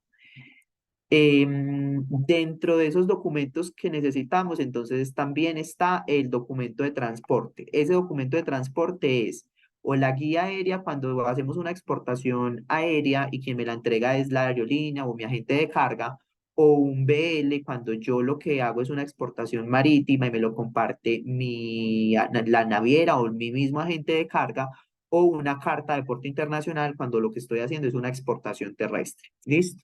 Entonces, ese documento de transporte también ayuda a soportar ese ejercicio de exportación que estoy haciendo. Todos esos documentos de los que estamos hablando se deben conservar, ojalá de manera física y digital hasta por 5 años, y ayudan a tener, digamos, esa trazabilidad de ese ejercicio de exportación que estamos realizando. Entonces, al principio estaban mencionando de cómo la DIAN sabe si yo estoy exportando para que eventualmente me entregue mi devolución del IVA. Claro, entonces yo le presento documentos de transporte que dan cuenta de ese despacho que se hizo, que salió la mercancía de Colombia hacia otro país, le presento la factura de exportación, un certificado de origen si lo apliqué a esa exportación, una declaración de exportación que es ¿cierto? Esa declaración de exportación la emite la DIAN y resume y sintetiza toda la información de la que venimos hablando todo este tiempo, ¿cierto? Dice qué producto estoy exportando, qué partida arancelaria, quién es el exportador, quién es el importador, qué agente de carga utilicé, por qué medio de transporte realicé esa exportación. Entonces esto de alguna manera resume toda la información y adicionalmente este es un documento que se entrega posterior a la exportación. ¿Por qué? Porque es una declaración de algo que ya pasó. Entonces no es como que yo haga el envío hoy y la DIAN hoy me entrega la declaración de exportación. No, la DIAN se tarda 8 días, 10 días y me entrega ese documento donde dice, mire, definitivamente usted ya salió con el producto y de acuerdo a a la normatividad colombiana. ¿Listo? Entonces, esa es esa declaración de exportación y se parece mucho a un RUT. Acá está una imagen. Se ve mucho como un RUT, pero es literalmente el resumen de todo el ejercicio. Y finalmente tenemos acá el reintegro de divisas. Entonces, como les estaba mencionando anteriormente, es decir, nunca reciban ni cheque ni dinero en efectivo por una exportación. No, eso la DIAN incluso y el banco lo puede considerar lavado de activos. Lo que tengo que hacer es exportación, una transferencia bancaria. Entonces, acá es súper importante que dentro de ese ejercicio esté el intermediario bancario. Llámese como se llame el banco, pero él tiene que estar en esa operación. ¿Listo? Súper. Em, Ahí te interrumpo, Alejandro, porque hay un par de sí. preguntas del tema anterior como para no avanzar en ese todavía. Entonces, hay Sí, varias. Primera, bueno, por aquí nos pregunta Ángela, ¿cómo podemos sacar los certificados de origen? listo. Entonces, el certificado de origen, cuando es autocertificado, como les estaba contando, para el caso de Estados Unidos, Guatemala, Honduras, El Salvador y Canadá, yo los puedo hacer yo mismo, ¿cierto? ¿Qué requiere eso? Uno, que yo conozca la norma del certificado de origen. Entonces, eso me lleva a tener que buscar el TLC Colombia, Estados Unidos, TLC Colombia, Canadá, TLC Colombia, Triángulo Norte. Y dentro de ese TLC buscar la lista del criterio y regla específica de origen, leerla, entenderla y saber si definitivamente mi producto cumple con el origen, busco el modelo de ese certificado de origen con ese país y lo diligencio, ¿cierto? El diligenciarlo realmente es fácil. Lo complejo está es en entender esa norma y saber si realmente mi producto cumple o no cumple con el origen. Que la regla no es estándar, la regla es para cada producto y para cada país. Entonces digamos que ahí es donde es realmente complejo. Mi sugerencia aquí es, si son las primeras exportaciones, apoyarse de la gente de aduana, que ese agente de aduana me ayude a entender si efectivamente yo cumplo con ese criterio y con esa regla de origen. Eso con el caso de los que son autocertificados. Entonces, el caso de los que son autocertificados, casi que es, busque la norma en internet, en la fuente confiable que es TLC, el TLC Colombia Estados Unidos. El gobierno de Colombia tiene una página que se llama www.tlc.gov.co y ahí puedo ver los acuerdos que tiene Colombia vigentes y suscritos y en esos vigentes son los que me debo enfocar, que esos son los que están rigiendo en la actualidad. Y descargo, leo esa norma de origen y lo tengo listo. Si mi producto fuera, por ejemplo, un aguacate, más sencillo todavía, ni siquiera tengo pues técnicamente sí, pero ya desde el principio yo sé que cumplo con el origen porque es literalmente arrancar la fruta del árbol y exportarla. Entonces yo no necesito ni siquiera buscar el detalle de si cumplo o no cumplo, porque por naturaleza sé que cumple. Pero en el caso del sistema moda puede que varíe, porque me dicen, mire, si el algodón, si la fibra es colombiana, puede que cumple, puede que no cumpla, puede que me digan si el 80% del producto es colombiano, puede ser considerado de Colombia para Estados Unidos o México, o definitivamente no, tiene que ser el 100%. Entonces aquí es donde es de vital importancia saber de qué está hecho mi producto, conocer cuál es la partida arancelaria de mi producto, porque aquí ya no se habla de blusas, chaquetas, zapatos, no, se habla es de esas cédulas de las que hablábamos, ¿cierto? Se habla de la partida arancelaria 53, 54, entonces yo tengo que tener súper claro eso para poder hacer esa consulta. Y por otro lado tenemos los certificados de origen que son tramitados o frente a la DIAN, o que quien me entrega el documento como tal es la DIAN. Entonces en ese caso, nuevamente, me llevan a buscar al agente de aduana y ese agente de aduana le digo, mire, yo necesito exportar esta ropa interior a Ecuador. Estos son los insumos. Digamos, si bien ese agente de aduanas, paréntesis, es un aliado súper importante para tramitar el certificado de origen, el agente de aduana es una empresa que yo estoy contratando para que me represente y me guíe, pero ¿quién sabe qué estoy fabricando? Yo. ¿Quién sabe si la hila viene, si la tela o la hilaza o lo que sea viene de la China? Yo. El agente de aduana, él trabaja con lo que yo le diga, ¿cierto? Entonces, quien debe tener muy claro de dónde proviene el producto, de los insumos, las materias primas, soy yo como fabricante. Yo soy quien le tiene que decir, mire, esta tela se la compra la textilera A, la textilera B, la textilera C, y cada una de ellas me da certificado de origen, porque esto me lleva a pedirle certificado de origen a mis proveedores. O esta se la compra la textilera A, pero la textilera A desde el principio me dice, yo te la vendo, pero yo no te doy certificado de origen porque es una seda que viene de Italia, por decir cualquier cosa.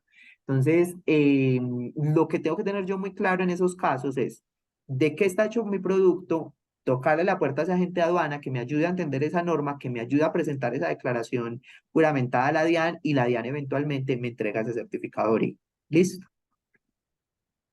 No Súper, sé si fue perfecto, enredado Ale. o si respondimos de la pregunta. Yo creo que sí, sí, o sea, para mí sí. Igual te voy a leer un par que también estaban relacionadas con certificado de origen, como para ver si las complementamos o ya con la que dijiste estaría ok. También nos preguntan en la certificación de origen si hacemos todo con toda la prenda en Colombia, pero la tela comprada es a una empresa colombiana que importa telas de China, ¿aplica Ujú. para tener certificación de origen? No te sabría decir porque nuevamente depende de cada producto y cada país. ¿Qué les puedo decir yo? Estados Unidos y México son países muy estrictos con su norma de origen.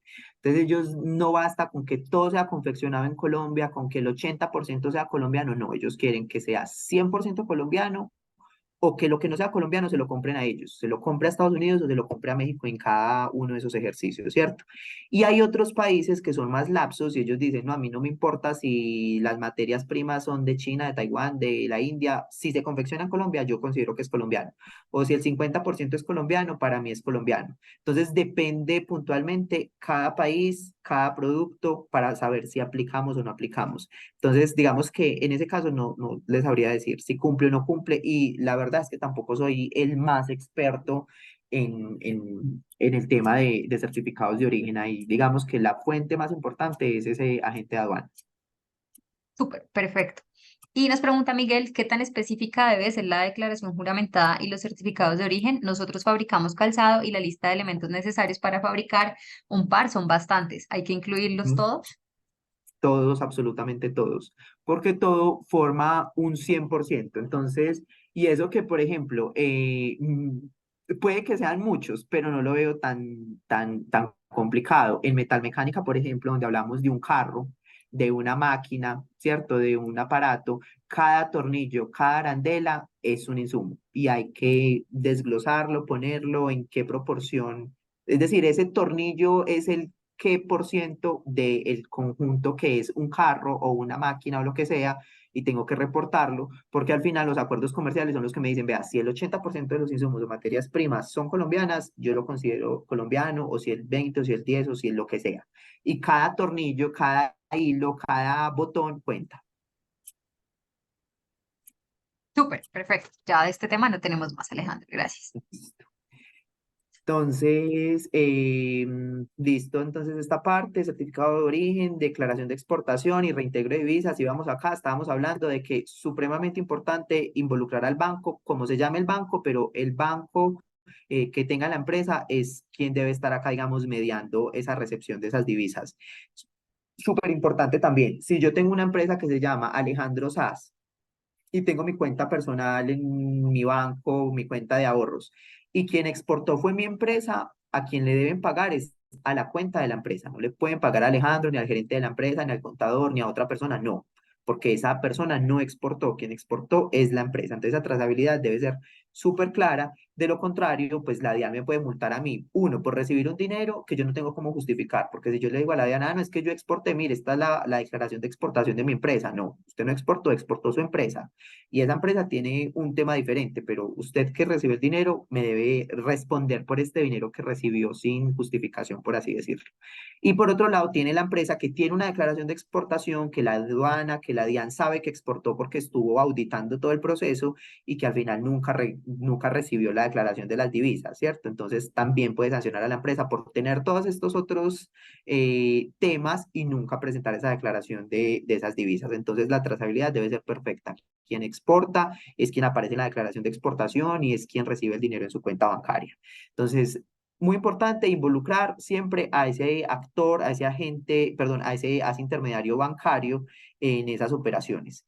Una vez yo recibo ese dinero, mi tarea como empresa es llamar a mi banco y decirle al banco, mire, acabo de recibir $1.000, $500, 5.000, 10.000, 50 millones de dólares por concepto de exportación de bienes y el banco se encarga de ayudarme a diligenciar este formulario, que es el formulario número 2, donde yo acá digo que estoy recibiendo $5.000 o 10.000 o el monto que sea por concepto de exportación de bienes, relaciono la factura, tengo el soporte de la factura que estoy exportando, si es un anticipo no tengo que relacionar la factura ahí, pero más adelante pues la muestro. El caso es que me toca llamar al banco y decirle puntualmente que necesito que me ayude a hacer la declaración de cambio por concepto de exportación de bienes.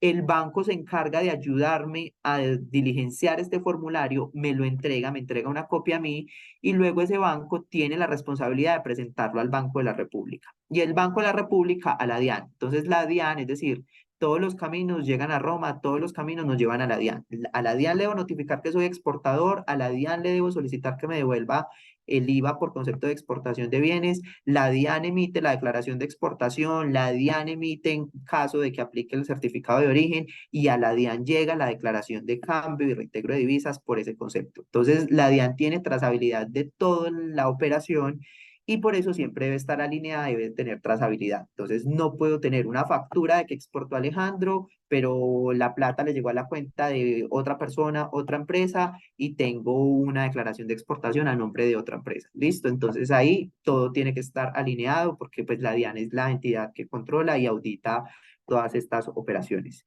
Eso con respecto, digamos, como a esa parte logística en cuanto a esas operaciones antes, durante y después.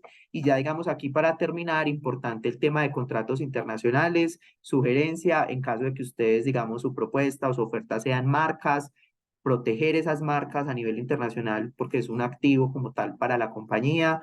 Ese registro de marcas se debe hacer en cada país, es decir, no hay, digamos, forma de registrarlas de manera global. Hay un acuerdo que se llama el Protocolo de Madrid y ese acuerdo, Protocolo de Madrid, me permite desde Colombia adelantar gran parte del registro de una marca, casi como que en 190 países, pero no quiere decir que si yo aplico a él lo voy a registrar en 190 países, no, me toca en todos y cada uno de ellos, pero a través de este protocolo pues avanzo mucho el proceso desde Colombia. Entonces, eso por el lado de registros de marca en caso de que pues su oferta como tal sea una marca que la protejan y que pues eventualmente puedan distribuirla de manera correcta en esos mercados internacionales. Y dos, con respecto a esos contratos internacionales que se vayan a firmar con potenciales clientes, entonces también identificar qué tipo de contratos son, si voy a dar una exclusividad, esa exclusividad está sujeta a qué, tiene qué condiciones, las compras mínimas al año, al mes, unas zonas exclusivas. Entonces, que ustedes tengan, digamos, como que todos estos parámetros claros o visualizados y que eventualmente puedan sentarse y pensar un poco más en ellos, pero digamos que no firmemos un contrato que al final no sea como competitivo para la empresa. Dentro de esos contratos a nivel internacional, acá sugerimos pues que incluyan y que revisen muy bien las partes del contrato, es decir, quiénes son esas partes involucradas en el contrato que están pues sujetas o condicionadas a dar, hacer o no hacer, que son como esos propósitos que tiene el contrato, tener claridad del tipo de contrato que queremos celebrar, ¿cierto? Si es un contrato nuevamente de exclusividad, de representación, qué forma de pagos va a tener, ¿cierto? Tener, digamos, ese aspecto muy claro, la duración o término del contrato, como les estaba diciendo, hay realmente muchas empresas que firman acuerdos de exclusividad con personas que quizás no son las más activas comercialmente y por ese acuerdo ya no pueden darle la marca a otra empresa para que se las distribuya. Entonces, importante que vaya sujeto a un límite, a unos indicadores, a un tiempo y que eventualmente si yo quiero romper ese contrato, pues que sea fácil para mí hacerlo. Obviamente no es romper un contrato porque quiero romperlo, sino porque pues tengo unas razones justificadas y que al momento de querer finalizar esa relación contractual, pues se puede hacer de manera correcta. También identificar cuáles son esos efectos patrimoniales y distribución del riesgo en el contrato, es decir, quién está asumiendo qué riesgos, en quién recaen los efectos patrimoniales de negocio y definir hasta qué monto me comprometo a responder. ¿Listo? Formas y condiciones de pago, tener claro, digamos, cuál es el modelo de internacionalización que yo estoy utilizando, si es una exportación, si es una franquicia, si yo me estoy instalando en ese otro mercado, tenerlo claro con esos aliados también y pues cómo nos estamos obligando todos y cada uno de ellos y cómo yo voy a monetizar ese contrato. Y finalmente es la ley que aplica sobre ese contrato. Entonces, si yo firmo un contrato con un cliente, voy a decir cualquier cosa, de Kazajistán, y yo quiero obligar a ese cliente de Kazajistán acá a Colombia porque no me incumplió, porque que me incumplió con el contrato, y pues ese cliente no tiene nada aquí en Colombia, con lo cual yo pueda de alguna manera obligarlo a hacer el pago, o condicionarlo a hacer un pago o a hacer una acción puntual. Entonces, pues el contrato no tiene ningún efecto, ¿cierto? ¿Cierto? Porque sí, hay una sanción, hay una sentencia de un juez, etcétera, etcétera. Yo no soy abogado, entonces no tengo, digamos, el léxico apropiado. A lo que voy es, si esa persona no hay, digamos, algo con lo cual se pueda hacer presión para que cumpla con su parte del contrato acá en Colombia, pues no tiene sentido firmar ese contrato en Colombia, ¿cierto? Sino que poner una legislación diferente. Entonces, eventualmente lo que hacen las partes es que o firman un contrato en una jurisdicción, en un territorio donde donde que las dos partes tienen intereses, tienen activos o demás, o en un tercer país donde eso ocurre, entonces generalmente Estados Unidos, Panamá, etcétera, etcétera, ¿cierto? Donde eventualmente ambas partes pueden tener, digamos, algo que los obligue a cumplir con esas partes del contrato. Eso es básicamente la presentación que tenemos desde ProColombia preparada para ustedes el día de hoy. No sé si tengan dudas adicionales que podamos responder en estos últimos 12 minutos. Hay un par de preguntas más que nos habían hecho, entonces empezando por el tema de la marca, nos pregunta Ujú. Andrés Felipe Ramírez, ¿qué tan importante es tener la marca registrada afuera si estamos iniciando negociaciones internacionales o en qué momento sería ideal ya haber hecho ese registro? Mi respuesta es, ¿qué tan importante es para ti tu marca? Es decir, esa marca es el valor agregado. Yo le he puesto la inversión desde el sitio web, redes sociales, empaque. He construido esa marca y es realmente importante y relevante. O mi modelo de negocio es paquete completo. Yo no tengo una marca trabajada, no he invertido en eso y yo hago la marca de mis clientes. Yo no necesito marca ahí, ¿cierto? Mi modelo de negocio es trabajar la marca de mis clientes, producir y vender. Pero si mi modelo de negocio es marca y es un activo importante para mí, es vital poder tenerlo, porque puede que yo tenga un producto que la saque del estadio, que uno piensa que solo Colombia tiene gente viva, no, vivos hay en todo lado y la realidad es que tienen un muy buen producto, lo sacan, lo testean en el mercado, les va muy bien y hay gente muy viva que está pendiente en registrar marcas y nombres bacanos y lo registran y ya yo no puedo vender ese producto que era mío en ese mercado. ¿Listo? Entonces, es realmente qué tan importante para mí es mi marca y qué tan perjudicial puede ser no tenerla registrada. Pero Súper. no es, Bueno, digamos, un condicional a empezar o no un negocio. Depende, o sea, hay empresas que tienen todo listo y no avanzan hasta que no salga el registro de marca. ¿Por qué? Porque les da miedo que llegue y que eventualmente, pues, otra persona lo registre. súper, buenísimo. Nos dice Isabela, tengo entendido que si uno registra la marca en Colombia, se extiende la protección a todos los países de la CAN. ¿Esto es cierto? No, es que no soy experto.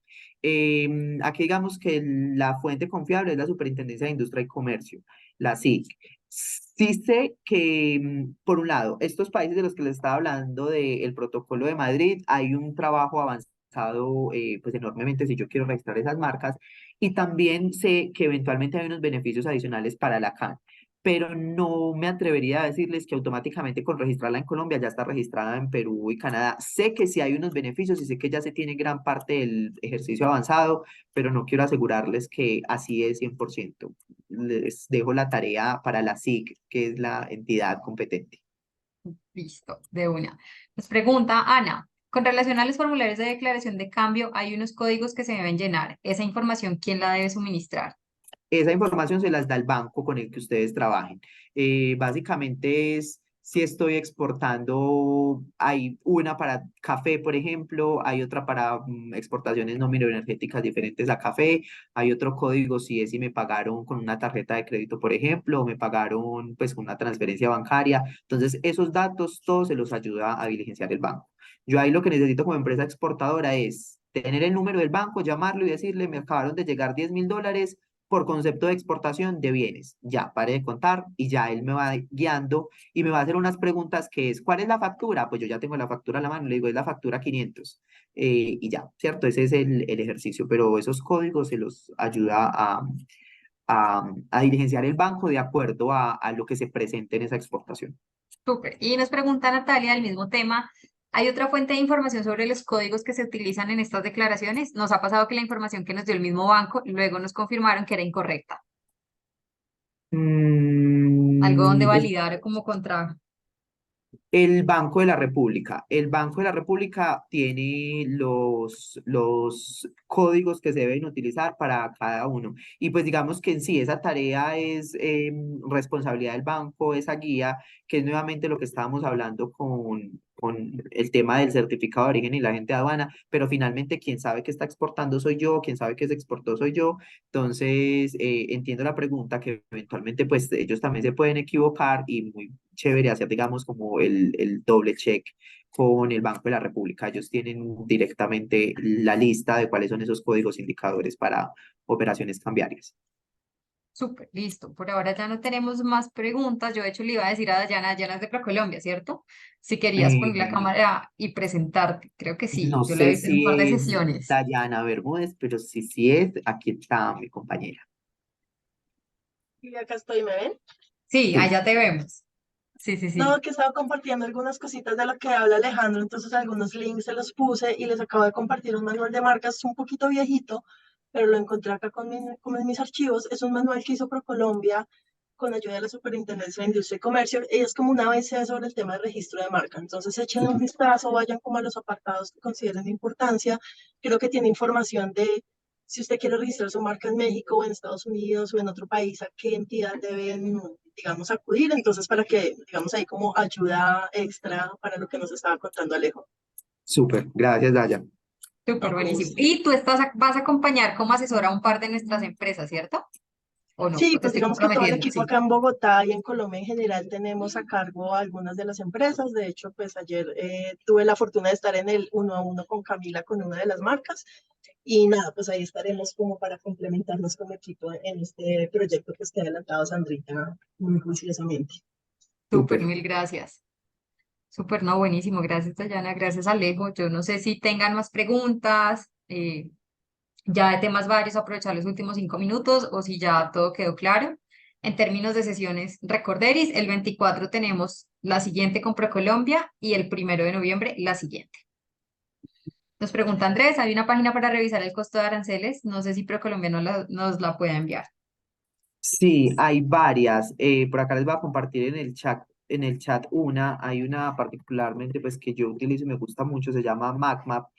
¿Qué necesito ahí? Tener clara mi partida arancelaria, ¿cierto? Entonces, cuando yo ya tengo la partida arancelaria, ya con esa información, yo simplemente le pongo, es un buscador y le digo, mire, yo soy el exportador, el importador, es decir, soy exportador colombiano y el importador está en Estados Unidos. Y el producto que va a exportar es la partida arancelaria 60, 20, no sé qué. Pongo ese dato y él me dice si es el 0, si es el 10, si es el 15, si es el 20%, si hay un TLC. Entonces, esta es la herramienta. Se las comparto. Ahí se las dejé en el chat. Ana nos pregunta, ¿una guía para construir los precios de venta según el tipo de producto? Yo no sé si hay una que se llama Cotización y Precios Internacionales, que es el Workshop 3, que yo no sé, creería que en ese de pronto se abarca, pero igual Alejandro, si les puedes dar un poquito de info de cómo se debería de construir ese precio de venta, súper. Pues realmente el precio de venta, digamos que es más un tema de yo cómo defino el precio de mi producto, es de acuerdo a la referencia del mercado, ¿cierto? El precio de referencia que haya en el mercado y a través de, una vez identificado ese precio, yo miro si es el mismo, está por encima, está por debajo y empezar a hacer, digamos, una ingeniería inversa. Es cuál es el costo al cual yo le debo vender a mi cliente, a un distribuidor, a un representante, para que él gane el margen que ganan generalmente esos distribuidores y él pueda vender el producto a ese precio, ¿cierto? Entonces hay muchas formas o alternativas. Aquí más que definir el precio, lo que es importante es definir y tener claros los costos de exportación, que esa es la sesión que vamos a tener después, como lo mencionabas. Más que definir el precio es, yo ya tengo claro el precio del producto al cual debe ser vendido o al cual debe llegar de manera al mercado, es cuál es el costo logístico y cómo entiendo esos costos logísticos para poder hacer esa exportación. Y vamos a ir a una pregunta más. Cuando llega el comprador, por ejemplo, en el caso que vamos a tener, que va a llegar a la feria acá, nosotros estuvimos como en el ejemplo de Colombia Moda y con par de marcas que hablábamos, cada una lo hizo a su manera. O sea, unos estaban dividiendo en 2.500 que por el dólar, otros estaban multiplicando por 4.000. Ahí, en esa sesión se va a abarcar, o sea, como que cómo se le debería decir el precio a ese comprador que va a venir acá y si uno ya tiene que tener lista las condiciones para decirle yo te lo pongo aquí y acá, o él es el que le dice a uno pónmelo acá. O sea, como que ahí en ese tema, ¿quién tiene o sea, cómo funciona un poquito también? Sí, bueno, digamos que acá importante recordar es que estamos en una negociación, ¿cierto? Entonces, en una negociación, ¿en qué consiste? En que ambas partes ceden a ciertos temas y se acuerdan otros y cada uno gana ciertas cosas dentro de esa negociación, ¿cierto? Entonces, yo puedo tener muy claro como empresa que si me aparece el cliente de Kazajistán o el de Rusia en este momento y me dice, yo quiero que usted me venda en la puerta de mi casa, yo le digo, no, realmente, así yo quiera, hoy me queda muy complicado por X condiciones diplomáticas, logísticas, porque no sé hablar ruso y porque no voy a conseguir un agente de carga en Rusia, porque ese no es mi tarea. Yo te puedo vender puesto en un puerto en Rusia, que es mucho más sencillo y es contratar literalmente como si fuera un tiquete y hago la logística en Colombia, que sí la puedo manejar y te lo entrego allá, ¿cierto? Entonces, digamos que ir preparado en ese sentido para cada cliente es complejo, pero yo sí puedo llevar un estándar y unos mínimos. Entonces ahí es donde vamos a hablar del tema de costos para exportar, donde yo tengo que tener claro qué es un costo exports y que sé qué es el costo de mi producto empacado, embalado y puesto en mi fábrica. Y con ese dato le puedo dar el precio al cliente de China, de Rusia, Estados Unidos y de donde sea, porque están las mismas condiciones, el mismo producto empacado, embalado en el mismo lugar. O le puedo decir a ese mismo cliente, yo te puedo vender perfectamente puesto en el aeropuerto El Dorado en Bogotá, y ese mismo aeropuerto El Dorado le sirve nuevamente al de China, Rusia y de donde sea que esté el precio al cliente, ¿cierto? Porque en teoría es el mismo producto, la misma orden mínima y lo estoy dejando en el mismo lugar. Ahora, si mi cliente me dice, ah, no, o yo puedo hacer el mismo ejercicio, por ejemplo, pero en Estados Unidos el costo de un flete a la costa este es diferente a la costa oeste, ¿cierto? Diferente llegar a Miami que llegar a Los Ángeles. Entonces, si yo ya quiero brindarle esa facilidad al cliente, pues lo más seguro es que yo no la pueda dar en ese lugar, yo tengo que dar un estándar y a partir de ahí, precisamente a eso voy a ir a la feria, a quedar con compromisos. ¿Cuál es el compromiso? Mira, no te tengo el dato en este momento, pero te cotizo y dentro de 8 días o posterior a la feria te voy a enviar el costo actualizado y aterrizado a ese requerimiento puntual, ¿cierto? Entonces, el propósito es ese, es no irme con las manos vacías, irme con unos estándares.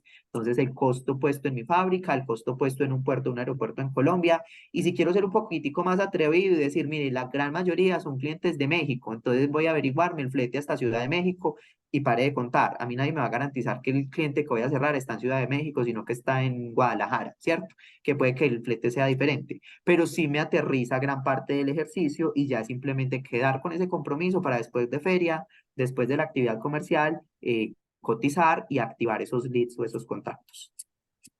Súper buenísimo, Alejandro. No, mil gracias. Creo que ya no tenemos más preguntas. Mil gracias a ti, al equipo Por Colombia, a todos los emprendedores y empresarios que se conectaron hoy. Y nada, digamos, esto es para fortalecer justamente esas capacidades, para resolver las dudas. Y nada, que estamos para todo lo que necesiten. Súper. Mil, Mil gracias, Marcela. Mil gracias a todos los empresarios que se conectaron el día de hoy. Espero que la participación en la feria sea realmente muy beneficiosa para todos y cada uno de ustedes. Y nada, cuentan con ProColombia para trabajar en ese ejercicio de internacionalización de las empresas. súper, mil gracias. Chao a todos. Buen Hasta viernes. luego, que estén muy bien. Chao.